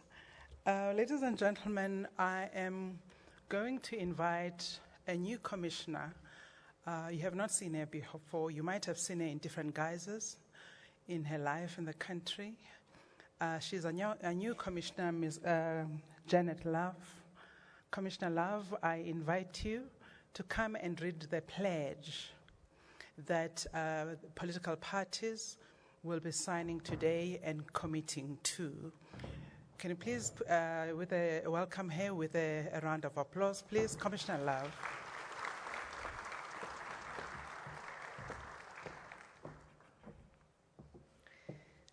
Thank you very much, Program Director, and thanks to all of you, ladies and gentlemen. The preamble to the pledge reads as follows. We, the undersigned leaders of political parties, recognize that South Africa is a democratic and constitutional state premised on the principles of regular elections and multi-partyism. We accept that the elections require an environment wherein there is a free political activity, where all political parties are able to canvass support without fear or hindrance.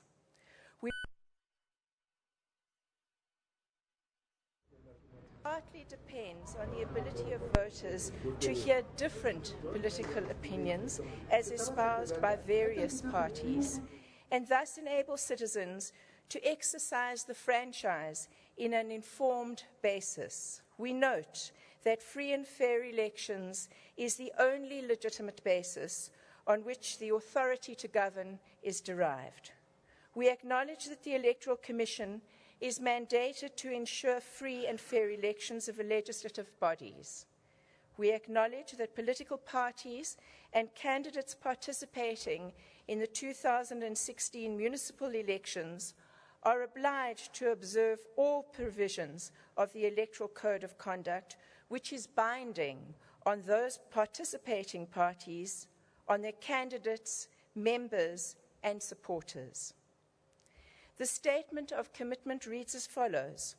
The political parties gathered on the 16th of May 2016 in Midrand, Gauteng, commit themselves to uphold the underlying values and conduct required by the Electoral Code of Conduct, and to which they hereby pledge to adhere.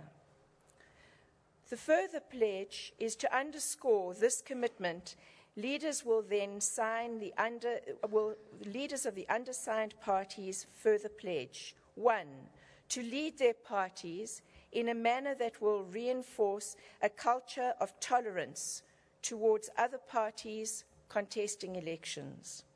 2, to effectively counsel and advise all candidates on their party lists so that each candidate will in turn propagate a message of maximum tolerance. 3, to political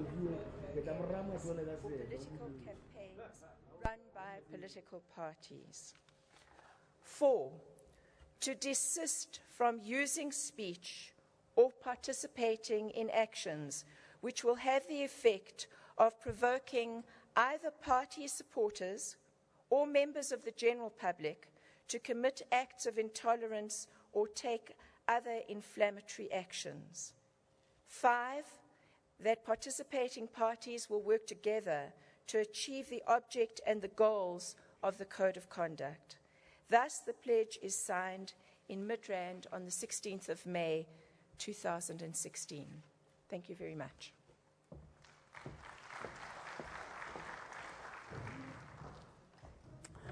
Ladies and gentlemen, thank you very much, Commissioner Love. Ladies and gentlemen, you've heard the pledge. We now begin with the commitment from political parties, and this is how we are going to run it. I will invite the Chief Electoral Officer to preside over the signing of the pledge. Mr. Msutu Miapia, may I invite you, please? I hope you've got the pens. Thank you. Okay. I will then call upon each political party. They are already sitting over here behind me. So fortunately, I can't see their faces, and I don't see any faces that they're making, which is always an advantage. I'm going to call each one of them. They will come up. They will come and make a commitment. They will talk to us for 2 minutes. Ladies and gentlemen, 2 minutes. Can I just turn and do this, please? Ladies and gentlemen, 2 minutes, please. You're allowed 2 minutes. That is 120 minutes. We'll do that, won't we? Thank you. I'm just negotiating. Okay. Once they have done that, they will join the Chief Electoral Officer over there, and they will sign the pledge. Photographers, are you all ready? May I start? Thank you. May I please invite the representative of the African Christian Democratic Party, the ACDP, please.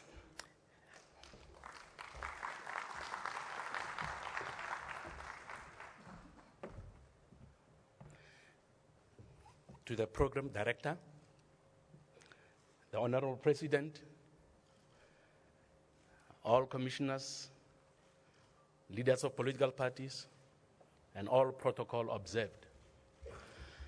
I stand here this morning on behalf of the African Christian Democratic Party to make a commitment that we will observe the electoral conduct, and as people who believe that there is power in the tongue, we will use our tongues to build and not to destroy. We will use language that is acceptable, language that promotes unity and tolerance. I want to make a plea to the Electoral Commission that as we are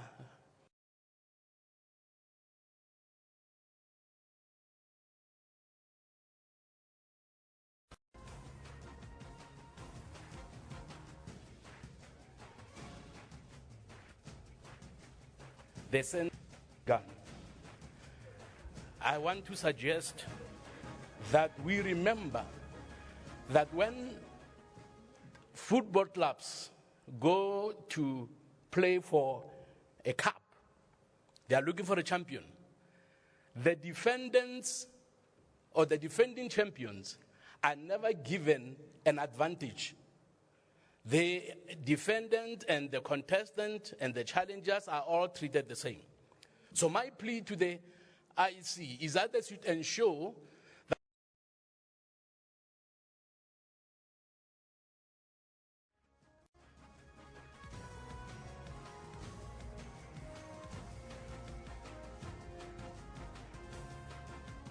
bigger, let the playing field be level so that we can look at one another eye to eye, so that everybody will say, if the ANC beats us, they beat us fairly. But if they're going to be given more time, then we are going to complain. So that's my plea with you. Thank you very much. We will observe the code of conduct.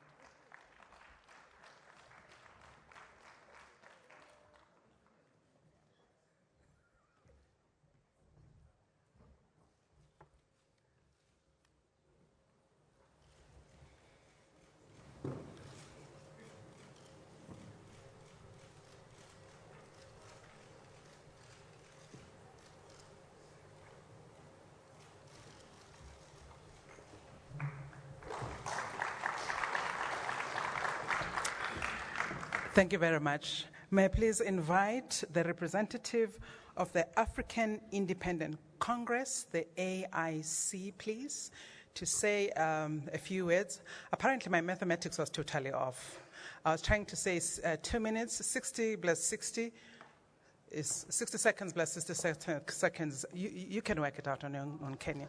Thank you very much. Please, AIC.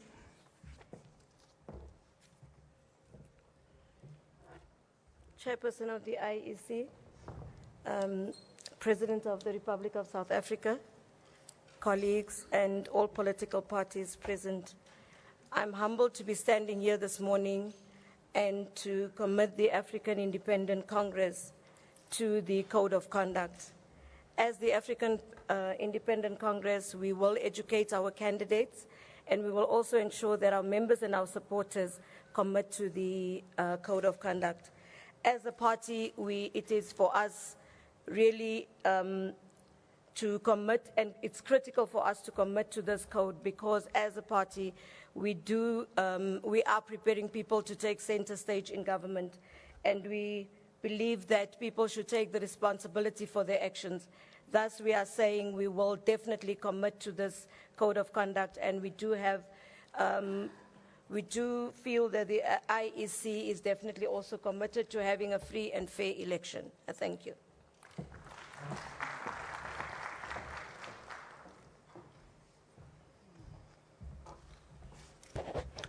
Thank you very much. May I please invite the representative of the African National Congress, ANC, to make the commitment and then sign the pledge. Thank you very much.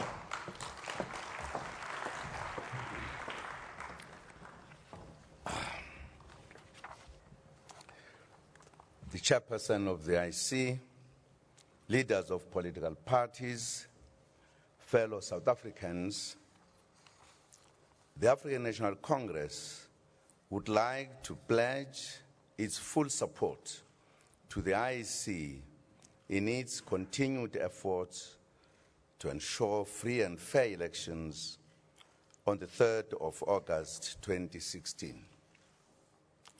We pledge the ANC's support and commitment to the IEC Code of Conduct and undertake to abide by all the dictates of the Code of Conduct.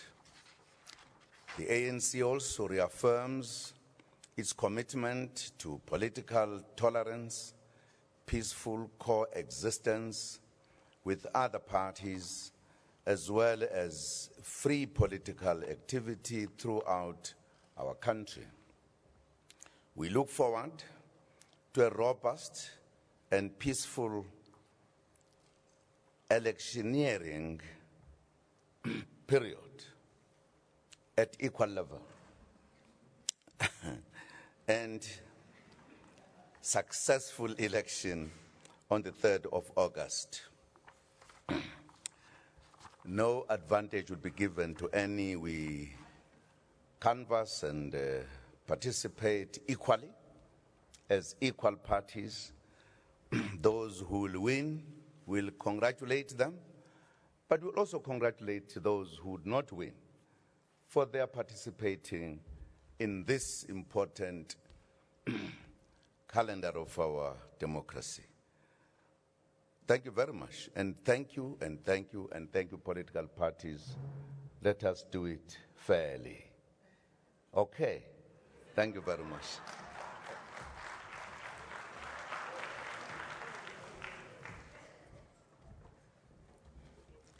May I please invite the representative of the African People's Convention, the APC, please. I'm going to say this again. I'm going to invite the representative of the African People's Convention, the APC, please, to say, to make their pledge. Thank you.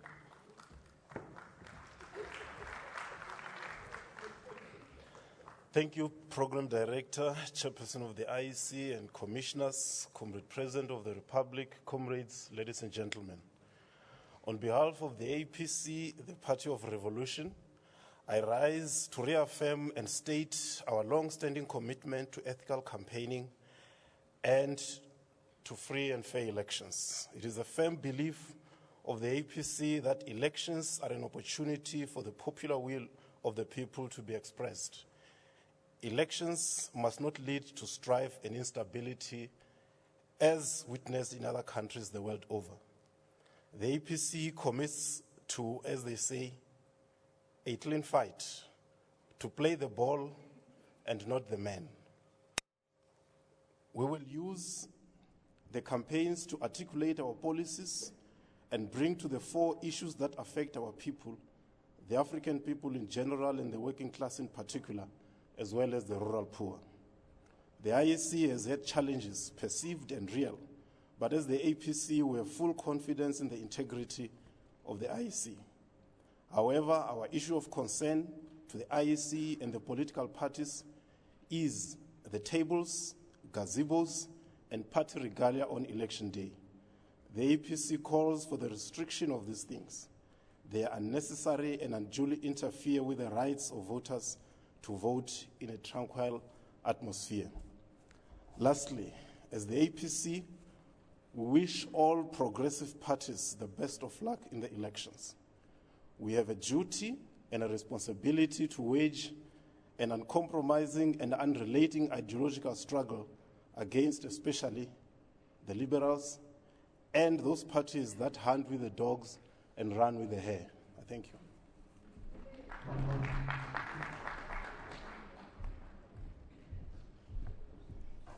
Thank you, sir. May I please invite the representative of Agang SA to make that commitment and sign the pledge.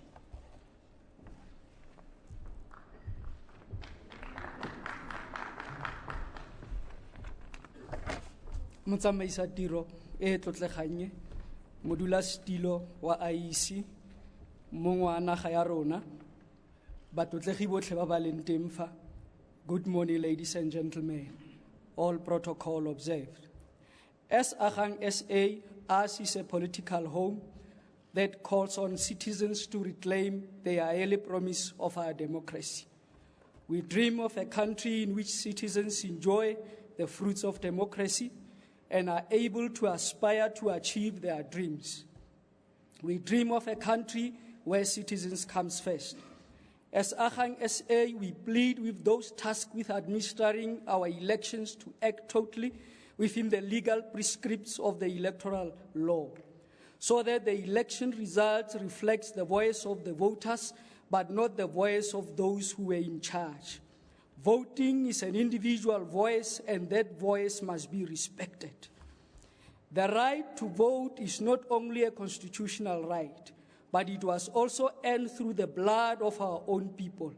As such, we, Agang SA, would like to pledge on behalf of our members and supporters that we will observe and uphold the Code of Conduct unconditionally. We will not be part of those who seek to bring conditions and desire to undermine the spirit of free and fair elections or create hostile environment. Lastly, we will encourage our members and supporters to be tolerant, to ensure that all citizens cast their votes in an environment deserving human dignity. I thank you.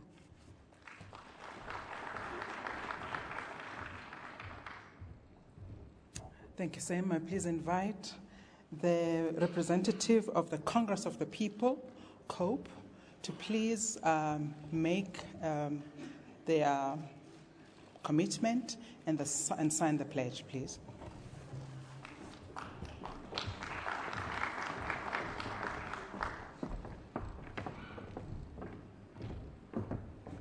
Thank you, Program Director. It is with pride that on behalf of the Congress of the People, I join sister political parties in making a pledge on this occasion to a participation in the election that will make South Africa a better country. I think it is important that we make a call on the voters on this occasion to take particular care to remember that this code says that we have to hear different views, hear all of the views, so that we are able to make informed choices. Unless citizens do not or respect each other's right to campaign, to listen to everybody, and then ultimately make their choice, then voting loses its meaning. It is for this reason that we will encourage both competitors and our own members to listen to each other, to learn, and therefore to make a choice which ultimately will make South Africa a greater, better, united country. I thank you.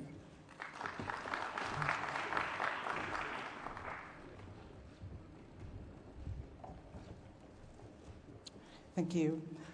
May I please invite the representative of the Democratic Alliance, the DA, to make that commitment and sign the pledge, please.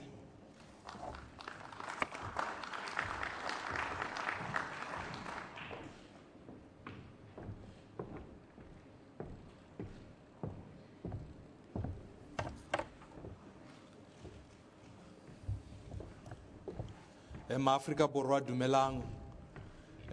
These elections take place at a very crucial time in our country, where in fact we need to make a choice between corrupt governments and honest ones. We need to ensure that for the 8.9 million South Africans who are without work, that these elections offer hope to them to say that there can be a change that can be bought through the ballot box, not through any other means. And therefore the elections on the 3rd of August give South Africans at home that particular choice. Bagaetso, Chairperson, the President, this pledge is enshrined in our Constitution. And as a party, that Constitution maintains that we must have free and fair elections.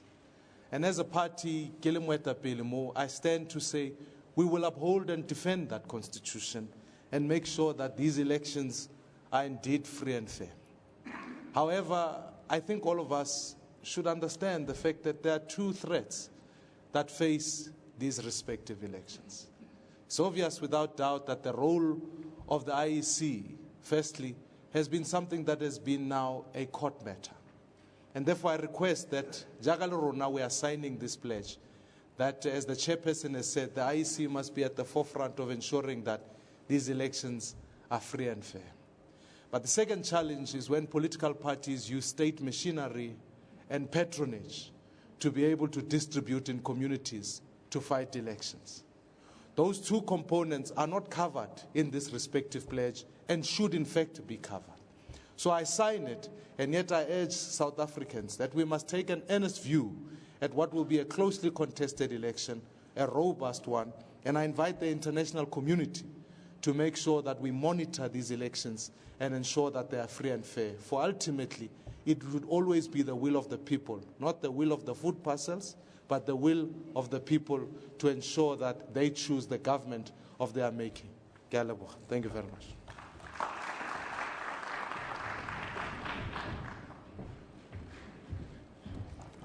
Thank you, sir. Can I please invite the representative of the Economic Freedom Fighters, the EFF, to make their commitment and sign the pledge, please?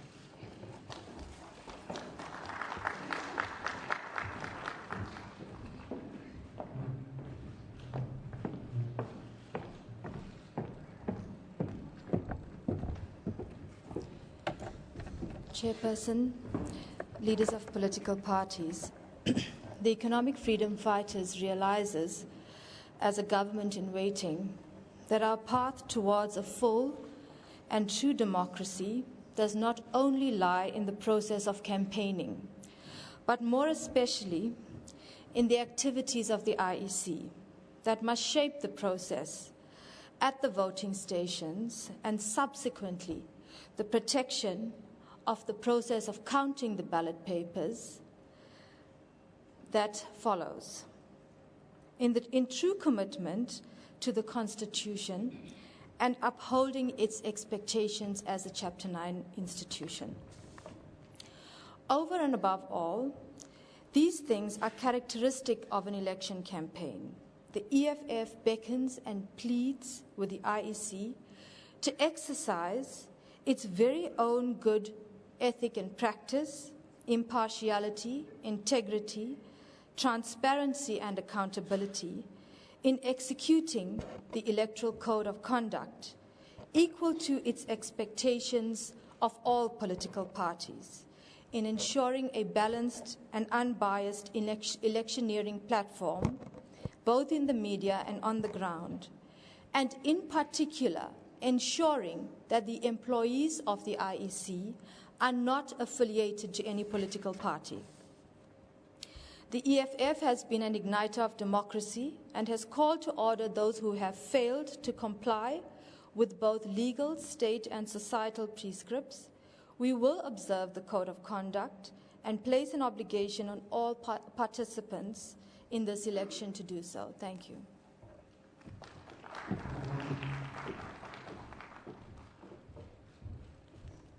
Thank you, ma'am. Can I please invite the representative of the Inkatha Freedom Party, the IFP, to make that commitment and sign the pledge, please?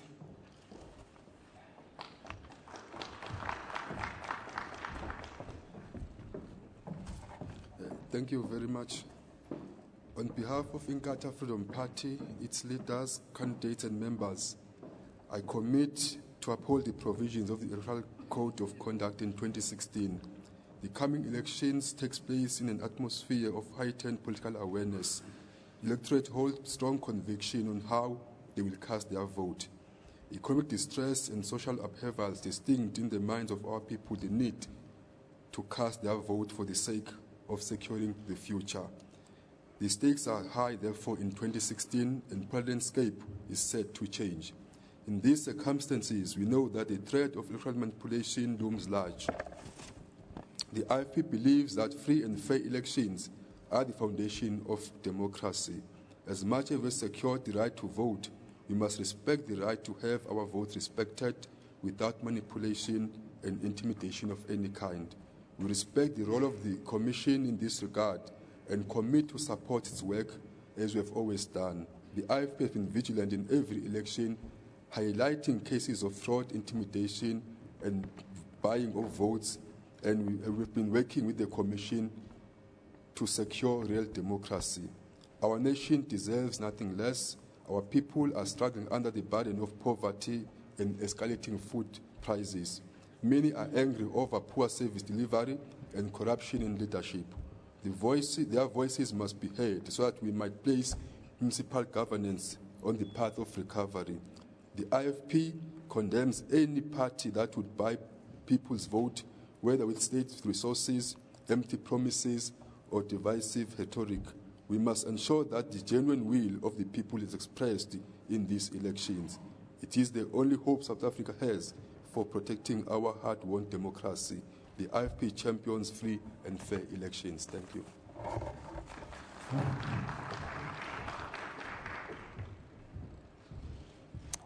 Thank you, sir. Can I please invite the representative of the National Freedom Party, the NFP, to make their commitment and sign the pledge, please?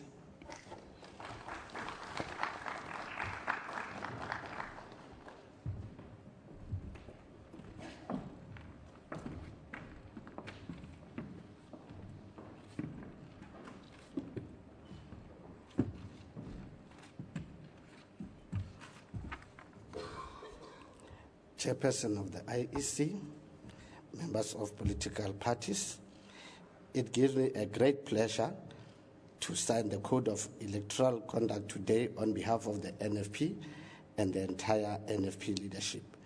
We believe and trust that all parties signing here today will contribute towards free and fair election. We have in the past experienced that we have in the past experienced that we were some areas where people did not understand democracy as provided for in the constitution of our country and tried to create no-go zones. This must never be allowed to happen.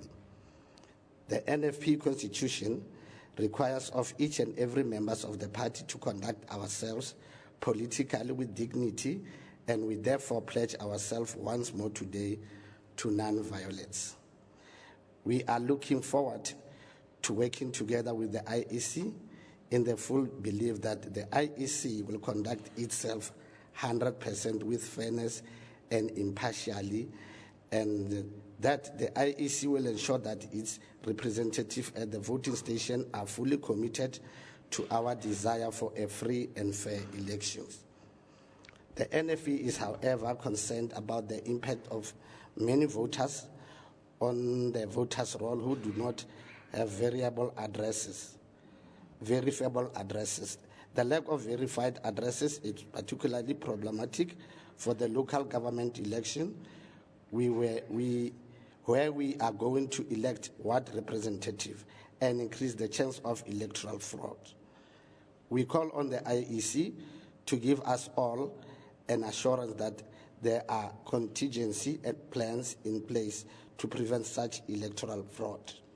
We also look forward to seeing the South African police acting impartial during the elections and ensuring that everybody complies with electoral rules and guidelines to ensure fairness and prevent violence.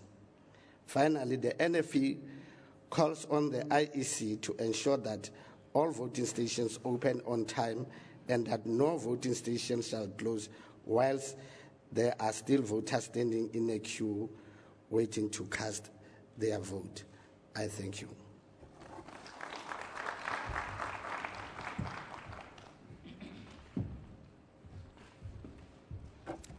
Thank you, sir. May I please invite the representative of the Pan-Africanist Congress, the PAC, to make their commitment and sign the pledge, please.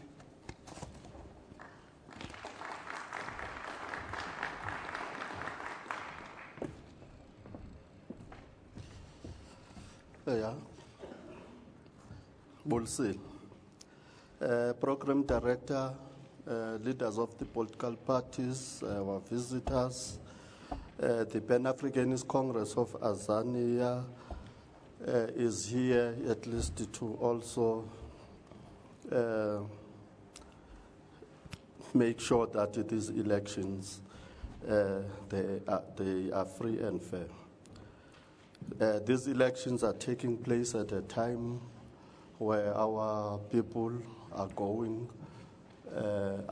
living with the poverty, where 8 million of our people are unemployed, and some are going to bed without food. Program Director, these elections are taking place where some of the members of the Azanian People's Liberation Army are still languishing in jail, although they fought tirelessly for the liberation of the poor. So they will not be able to cast their vote.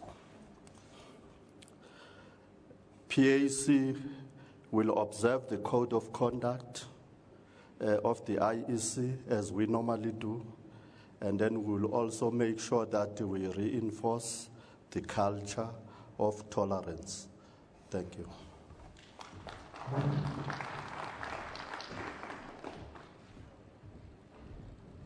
Thank you, sir. May I please invite the representative of the United Democratic Movement, the UDM, to make their commitment and sign the pledge, please.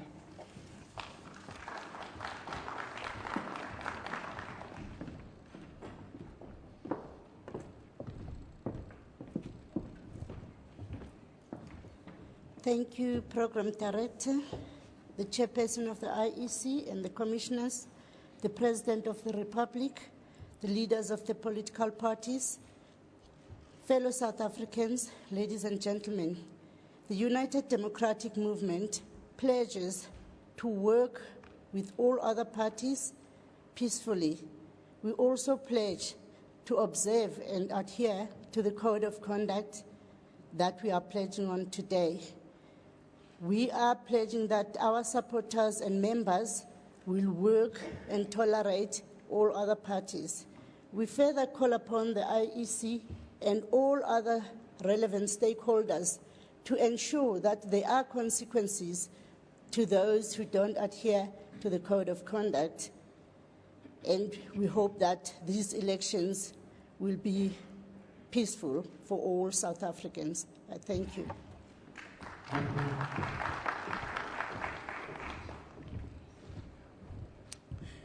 Thank you, ma'am.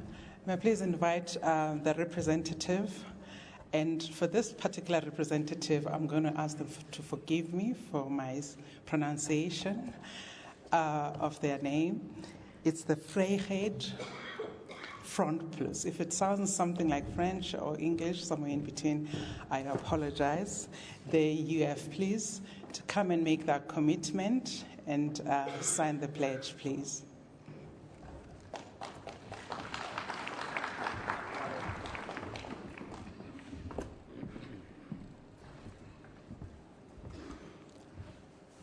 Chairperson, Vryheidsfront was right. It was heeltemal reg.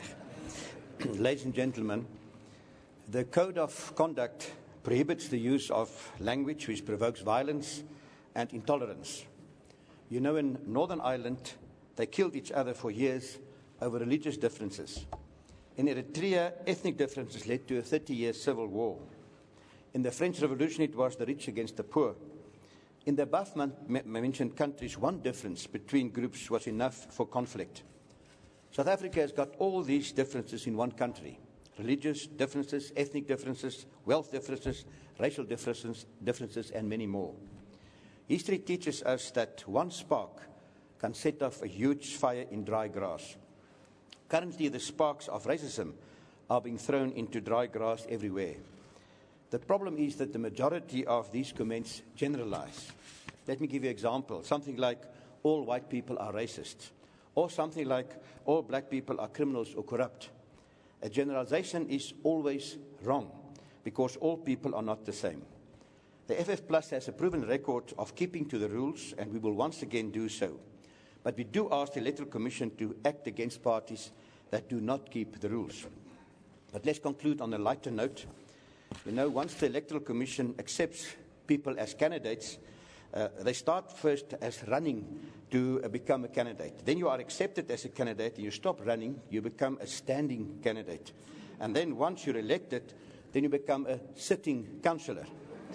Now you'll notice that there's unfortunately less and less activity as it continues. First they are running for nomination, then they become standing, and then they become sitting members, and that's surely exactly the wrong way around. What South Africa needs are councillors who are now sitting with the electorate to hear what their needs are. Then the candidates should stand up to defend what the public wants. And lastly, once elected, they should start running to say that all their promises are implemented and they're delivered to the public. This is what the public rightfully will be expecting, and we in the Freedom Front are going to try to do that. I thank you.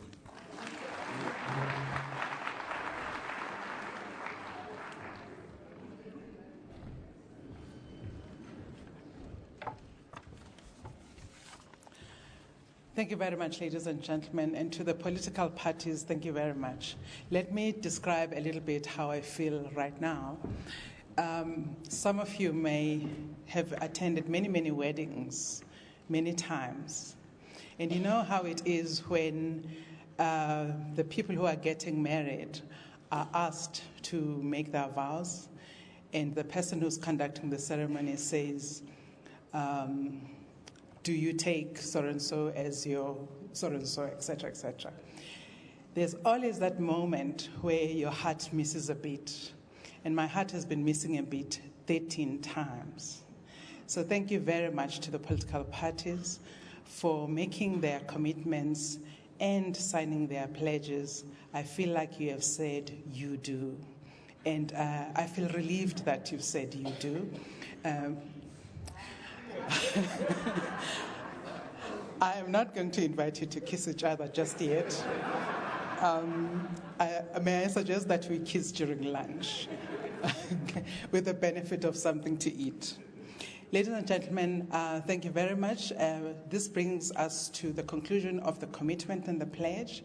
And at this time, I'm going to ask the band that I introduced earlier to... It is already there. Thank you. At this point in time, ladies and gentlemen, I would like to introduce to you what we call the election song. Every election that we that we run as the Electoral Commission typically has a theme, it has a logo, and on occasion it has an election song. And this is the time when I would like you to listen to this new group. It's a very young group, and they're going to sing the election song to you. Gentlemen, please take it away.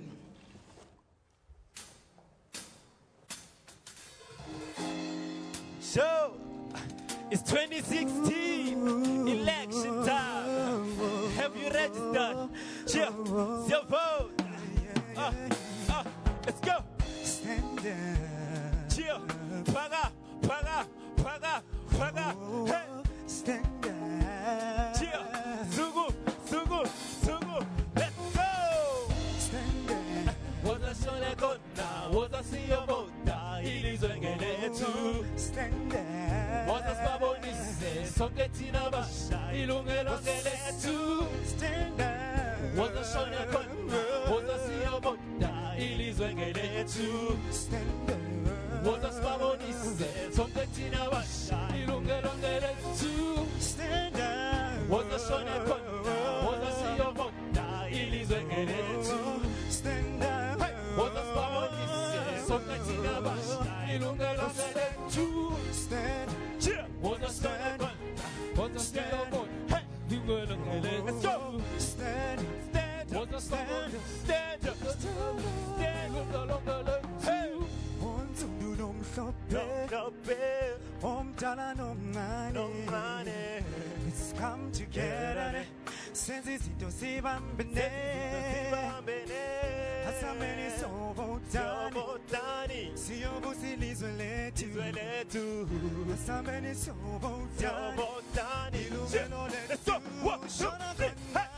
Shona kona, shona kona, shona kona, shona kona, shona kona, shona kona, shona kona, shona kona. Yeah, I hope you're ready. Hope you're ready.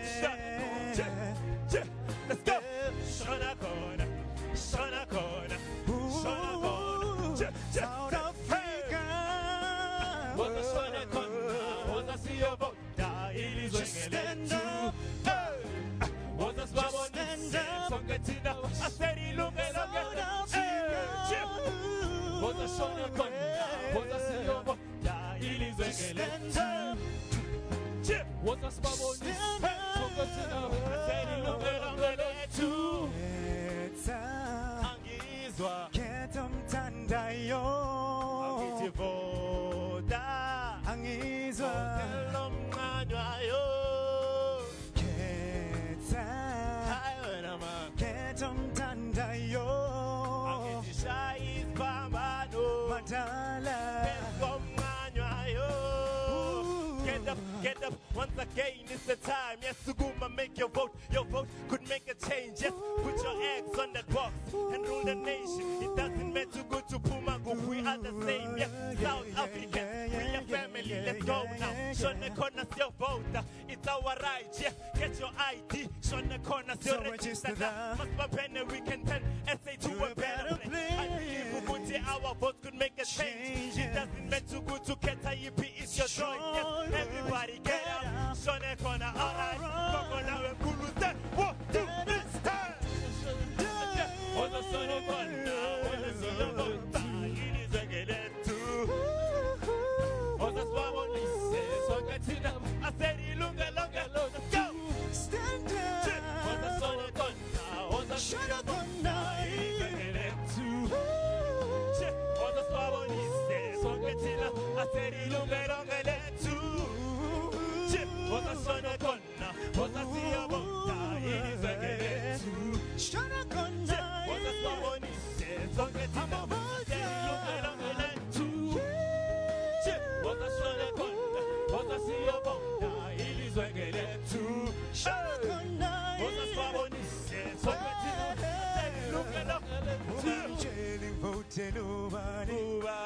choice yami. choice yami. So, let's all unite. It's your vote.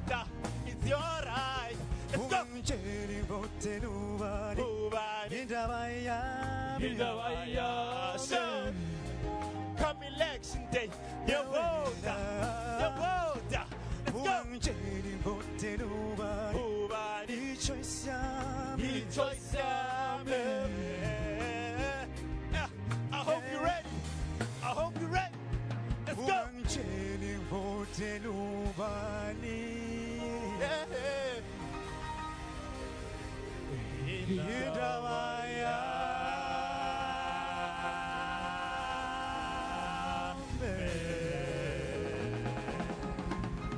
Let's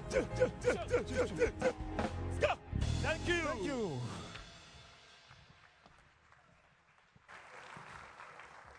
Thank you very much to the Vutela production band. And what are they saying? They're saying stand up. Baso ketom tandai. Ketom tandai, for those who don't know, it means you choose the one that you like. And these are young people full of energy and representative of the energy that is characteristic of South Africa. Gentlemen, thank you very much. Just hang on there and you will sing the song again. The time has come for me to invite the Vice Chairperson of the Electoral Commission, Mr. Terry Tselane, to give us the vote of thanks and a few closing remarks. And I hand over to you, Vice Chairperson, please.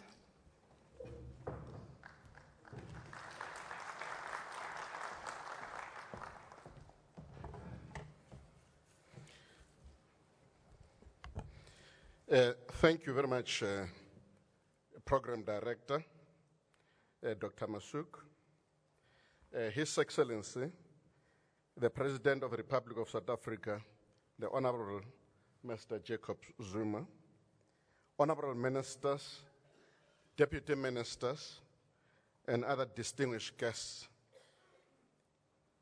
Commissioners,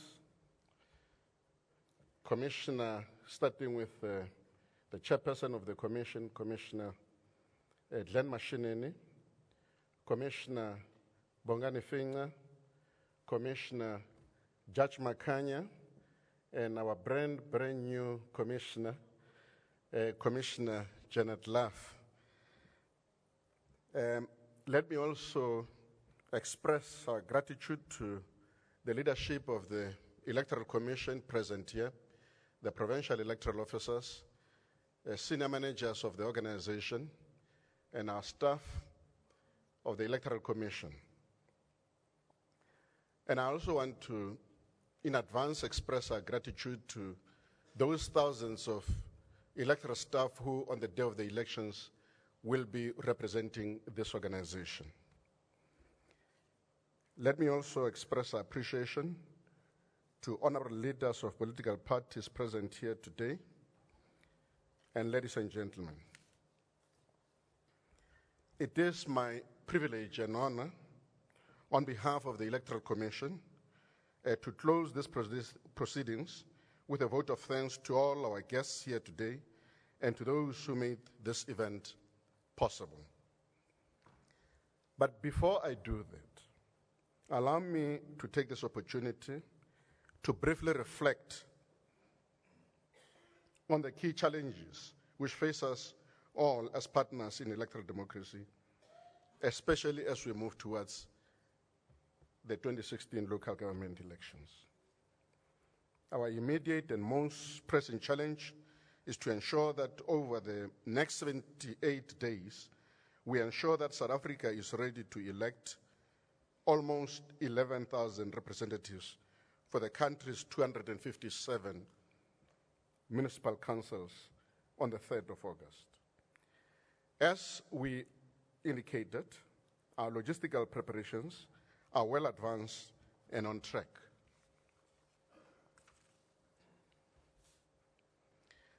I am pleased on behalf of the Commission also to announce that last week we launched a new online candidate nomination system through which political parties can submit their candidate list via the internet.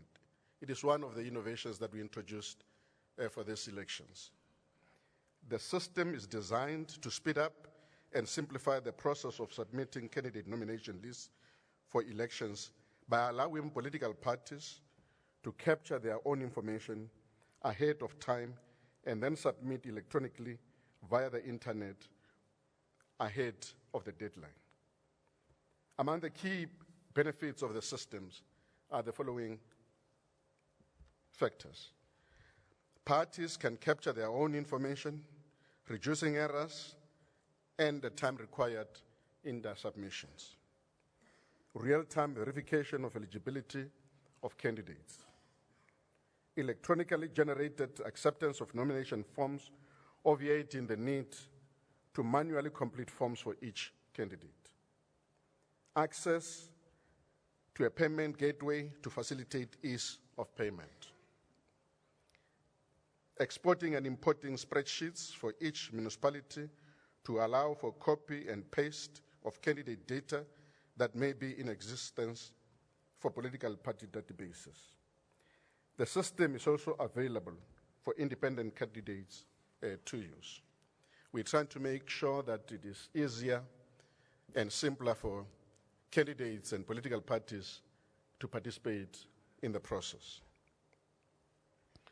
On the human resources front, we are well advanced with the recruitment and training of more than 220,000 election officials who will oversee voting and counting, as well as voting on special voting and election days.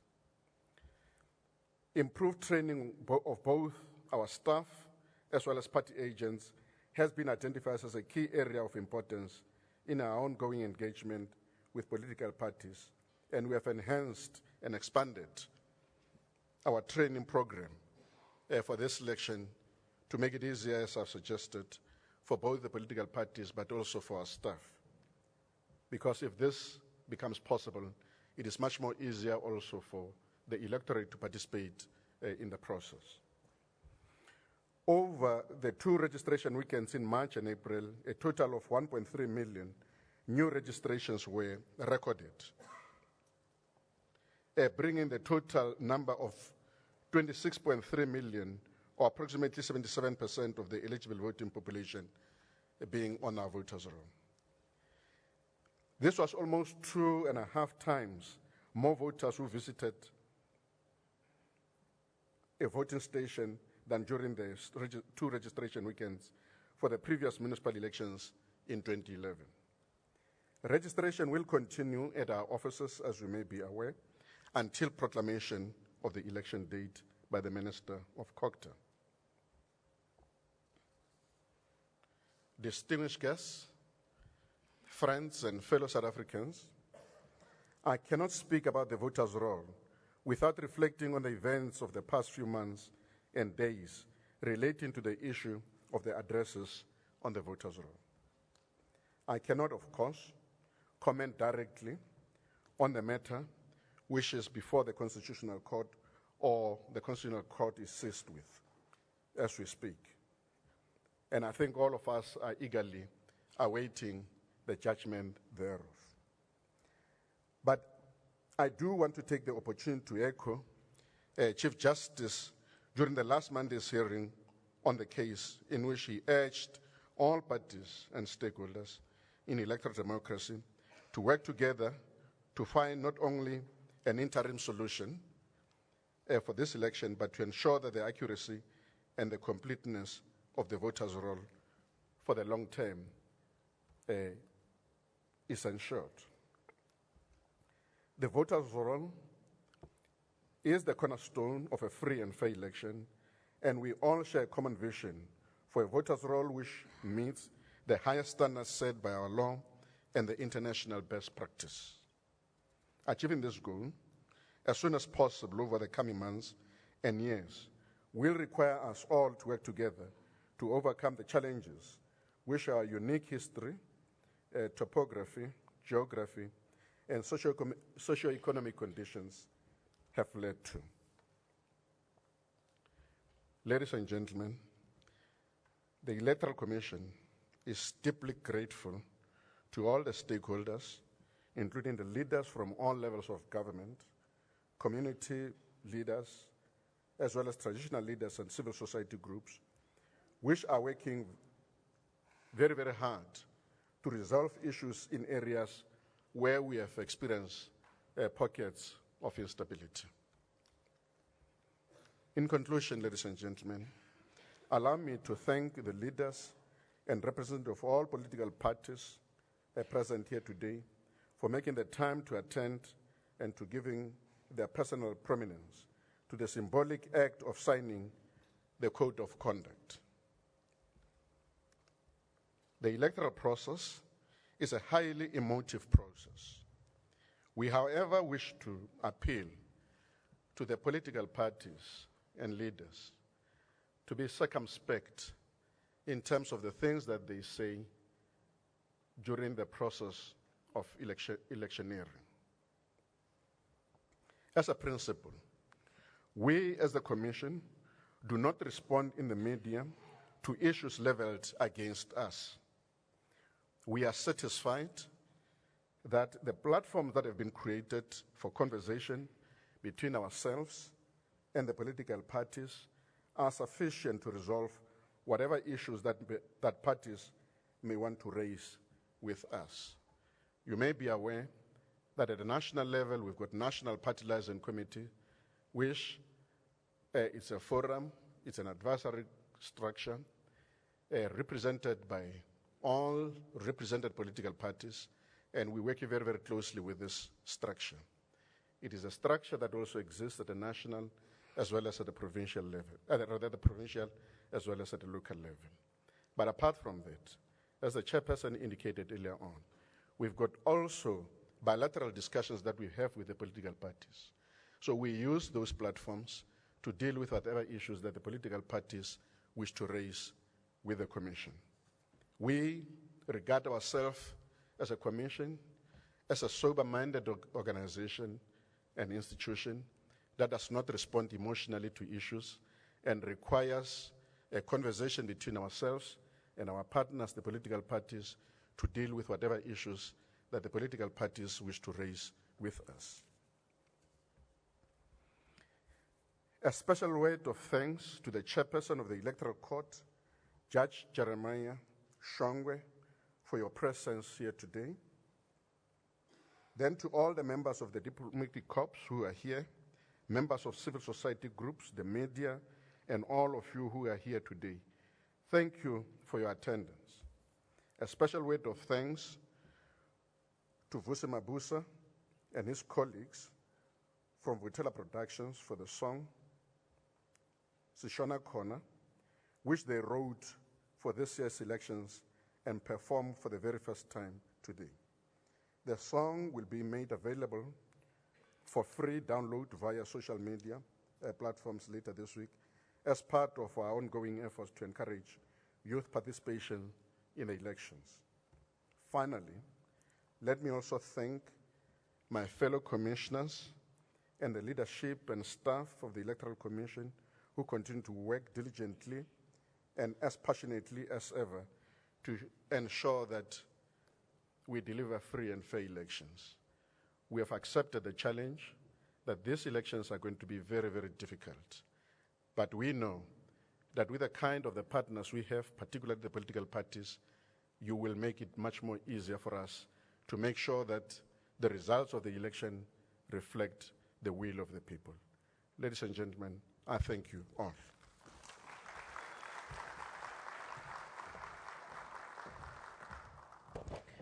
Thank you. Vice Chairperson, allow me to thank you. As the person who gives the vote of thanks hardly ever gets thanked. Thank you very much for that. Ladies and gentlemen, we come to the end of our program.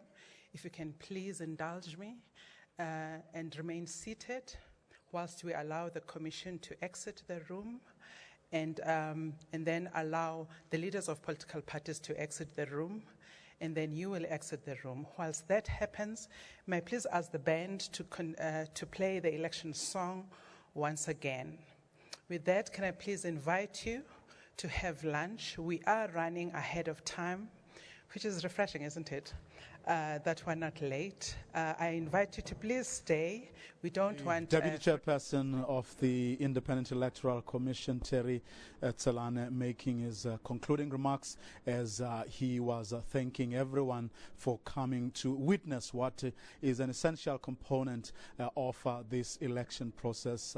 13 parties represented in Parliament signing a pledge committing to a code of conduct. Just to recap on some of the things that they were signing for, things that are prohibited in terms of our electoral laws: using language which provokes violence, intimidation of candidates or voters, publishing false information about other candidates or parties, plagiarizing other parties' symbols, names, or acronyms, offering any inducement or reward to a person to vote for a party, as well as destroying, removing, or defacing posters. Some of those things we know have happened in the past elections, but of course that is no need to stop hammering it, to stop really emphasizing the fact that those things are not to be done. And if anyone is caught, or any party is caught indulging in those kinds of acts, the law will be out there. So you should pray that you are not caught, for if you are caught, there will be dire consequences for you. Well, that's where we're going to leave it from Galaga Estate, but do watch our bulletins and our programs throughout the day, as they will be recapping on this story and its importance to you in the run-up to that all-important election on August 3, when all parties that signed this pledge here today, and of course independent candidates and other small parties located in various municipalities, will be slugging it out, vying for all 257 municipal councils that are available, that are up for grabs. From me, Vuyambogo, and the rest of the crew, it's a goodbye from Galaga Estates in Midrand, Johannesburg.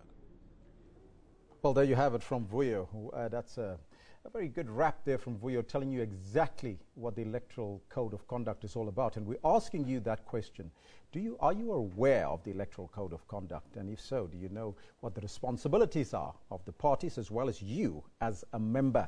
There's a list of things that was mentioned there, especially the burning of posters of the next party. So you need to be aware of these things, and we're going to leave it there with you. We're going to look at some of the comments that you've sent through to the Twitter handle as well as on the Facebook page. But that's where we got to leave it for now. Kendall Makamate is standing by with your sports news. Well, thank you very much, Elvis, and a very good crossing there we had to hear about what's happening with the Electoral Commission. Now, top of our stories for this sports bulletin: the South African Sevens team finished 5th at the Paris Sevens tournament after beating Australia 17-7 in the plate final. This after the Blitzboks were knocked out of the main cup competition in the quarterfinals by Samoa, who beat them 21-10. The Blitzboks swept aside all their opponents in the group stages, but in the cup quarterfinal they made too many mistakes. Samoa led 7-5 at the halftime break, but put the game to bed with 2 quick tries early in the second half. Are the men in blue searching for the knockout blow? Sally! The captain lands a huge shot on the South Africans. What a turn-up! New Zealand also suffered a shock loss against Argentina in the last 8, and the two teams met in the semi-finals of the plate competition. The Blitzboks were back to their best and beat the Kiwis 29-19 to go through to the final. Into contact, pops it up to Snyman, who gives it to Sinatla, and Sinatla has a brace for 10 tries and counting in Paris. South Africa easily beat Australia in the group stages, but it was a bit more difficult in the plate final. Dylan Sage was the big difference between the two teams, as he had a big hand in 2 of the Blitzboks tries. And a great start for South Africa. Samoa won the main cup final, beating Fiji 29-26. But with only the London leg of the World Series left, Fiji are virtually assured of the overall title. Harry Olivier, SABC News. Now on to tennis news, where Italian Open winner Andy Murray says he needs to improve his clay court game even more if he wants to win the upcoming French Open tennis tournament in Paris. Murray upset top seed Novak Djokovic of Serbia in straight sets in the final in Rome last night to clinch his first title of the year. With the victory, Murray returns to number 2 on the world rankings, while Roger Federer drops back to 3rd place. The British number 1 was in top form against Djokovic and broke the frustrated Serb early in the first set. Murray fought off 3 breakpoints in the second and then broke the Djokovic serve in the 5th game. On match point, Murray displayed spectacular speed and skill to secure a 6-3, 6-3 victory in 95 minutes and to become the first British singles champion in Rome since Virginia Wade in 1971. I had to go out there and try to be patient and learn a little bit from the mistakes that I made last week. I managed to get off to a slightly better start, and that made a big difference. But Murray believes more work is needed if he wants to be crowned French Open champion.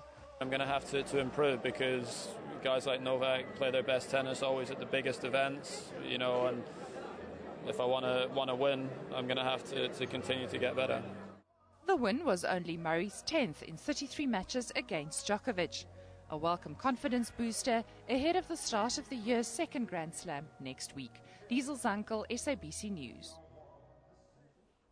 And of course, Serena Williams won her match against Madison Keys 7-6, 6-3 to end a 9-month title drought in Rome.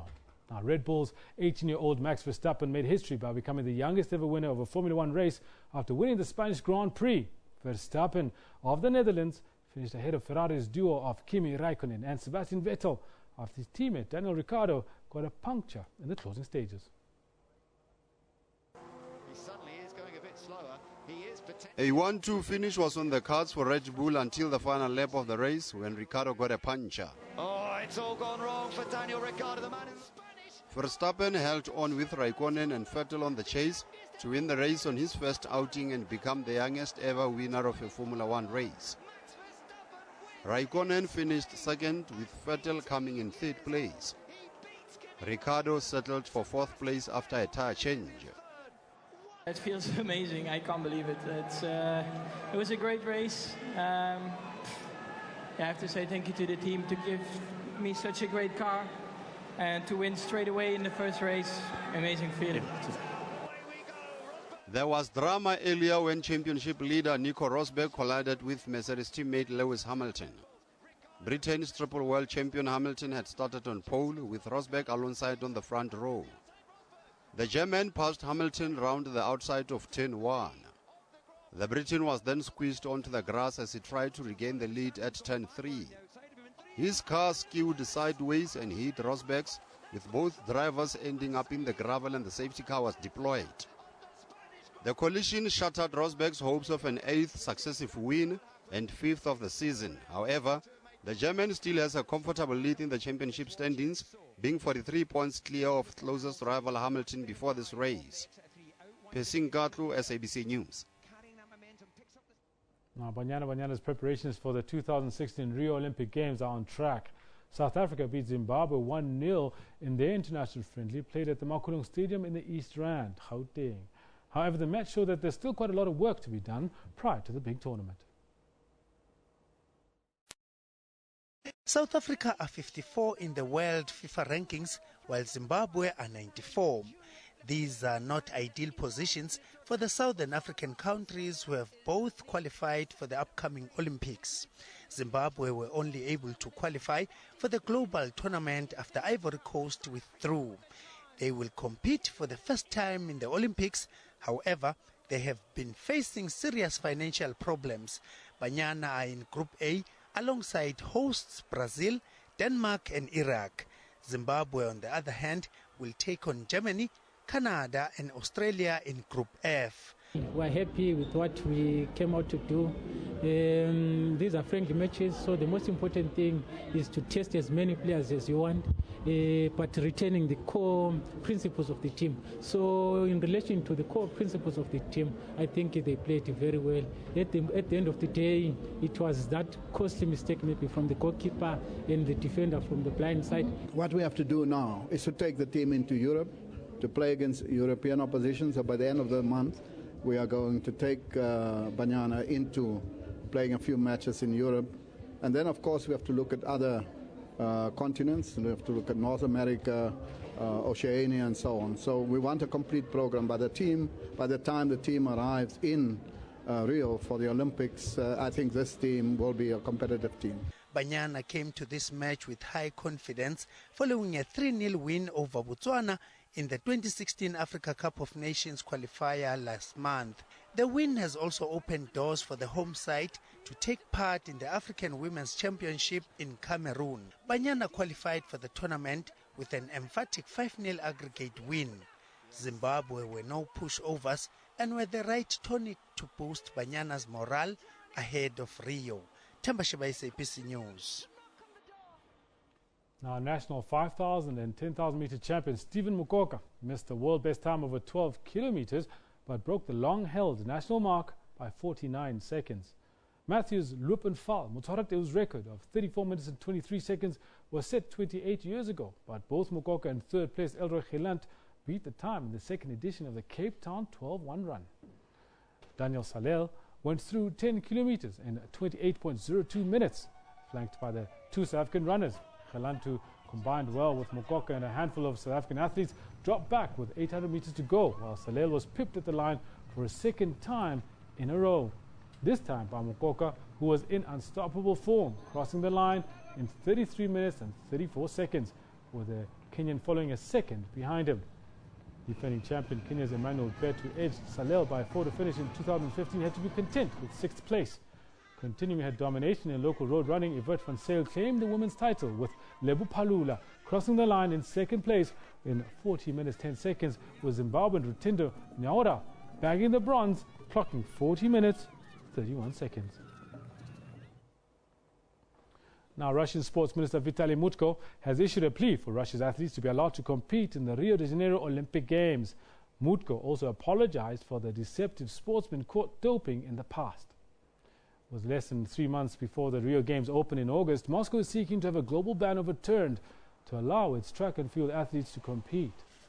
The All-Russia Athletic Federation was suspended from the International Association of Athletics Federations, the IAAF, after several high-profile Russian athletes were caught red-handed in using banned performance-enhancing substances. Mutko says serious mistakes were made by the federation management, along with athletes and coaches, and they are ashamed of them. Russia, second behind the United States in the athletics medal table at the 2012 London Olympics, is banned from all athletics after an independent commission of the World Anti-Doping Agency, or WADA, revealed widespread state-sponsored doping. Now, with that said, let's have a look at some of the moments that lit up the sporting weekend. In the massive weekend typified by the unexpected trumping the norm, Samoa came back from 26-7 down against Fiji to win an incredible cup final at the HSBC Paris Sevens. I think he's lost it short. And Elton Yankees stamped his authority all over the Lions' 43-5 mauling of the visiting Blues side, making another emphatic statement of his Springbok credentials. Now, Novak Djokovic lost the Italian Open final to Andy Murray due in no small part to his end-to-end ding-dong battle against the resurgent Rafael Nadal, who seems to be returning to his best ahead of Roland Garros. And Nico Rosberg and teammate Lewis Hamilton get into the inevitable tangle, crashing out in the first lap. And leaving the way open for Max Verstappen to become the youngest ever winner of a Grand Prix at 18 years and 227 days.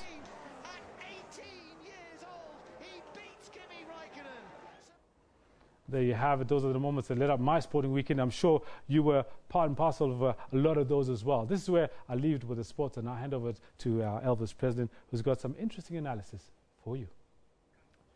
Thank you, Kendall. 18 years and winning a Grand Prix. He can't even buy a beer yet, I tell you. So how does he celebrate? But more important stories now. A number of issues surfaced last week. The African National Congress in Gauteng, the chairperson, Paul Mashatile, speaking at the ANC's Provincial General Conference in Pretoria, said that the ANC in Gauteng wasn't pleased to be perceived as anti-Zuma over its pronouncements on the Nkandla issue. 24 schools were torched and vandalized by protesting residents of Vuwani. A prayer service was organized over the weekend by the religious leaders to ensure that normality prevails. New political parties are being formed in the run-up to the municipal elections. The High Court in Johannesburg has given the green light for thousands of gold miners and their families to bring a class action to claim compensation from mining companies for contracting silicosis. Then you had the Justice Minister, Michael Masuta, approve special leave for a High Court judge, Mabel Jansen, after she was said to have implied that rape was part of black culture, and that 99% of cases before her had to do with the rape of black miners. On the international front, the African National Congress has blamed the Brazilian President Dilma Rousseff's suspension on a campaign by Western countries to effect regime change. ANC Secretary General Gwede Mantashe says that all BRICS countries are facing an onslaught from the West. And then lastly, Nigeria's President Muhammadu Buhari has admitted his country is fantastically corrupt, following comments made by the British Prime Minister. Now, social commentator Dr. Leonard Martin now joins us to look at the week that passed and some of the major stories that unfolded during the week and how it impacts on us as a society. Doctor, a very good morning to you and welcome. Good morning, Elvis, and good morning to the viewers. The ANC in Gauteng wasn't pleased that they are perceived as anti-Zuma, or perhaps that about the pronouncements of Nkandla. Why do you think this change of tune right now on the eve of the municipal elections in August? Well, it's understandable, Elvis. The issue or the dominant narrative is that of unity.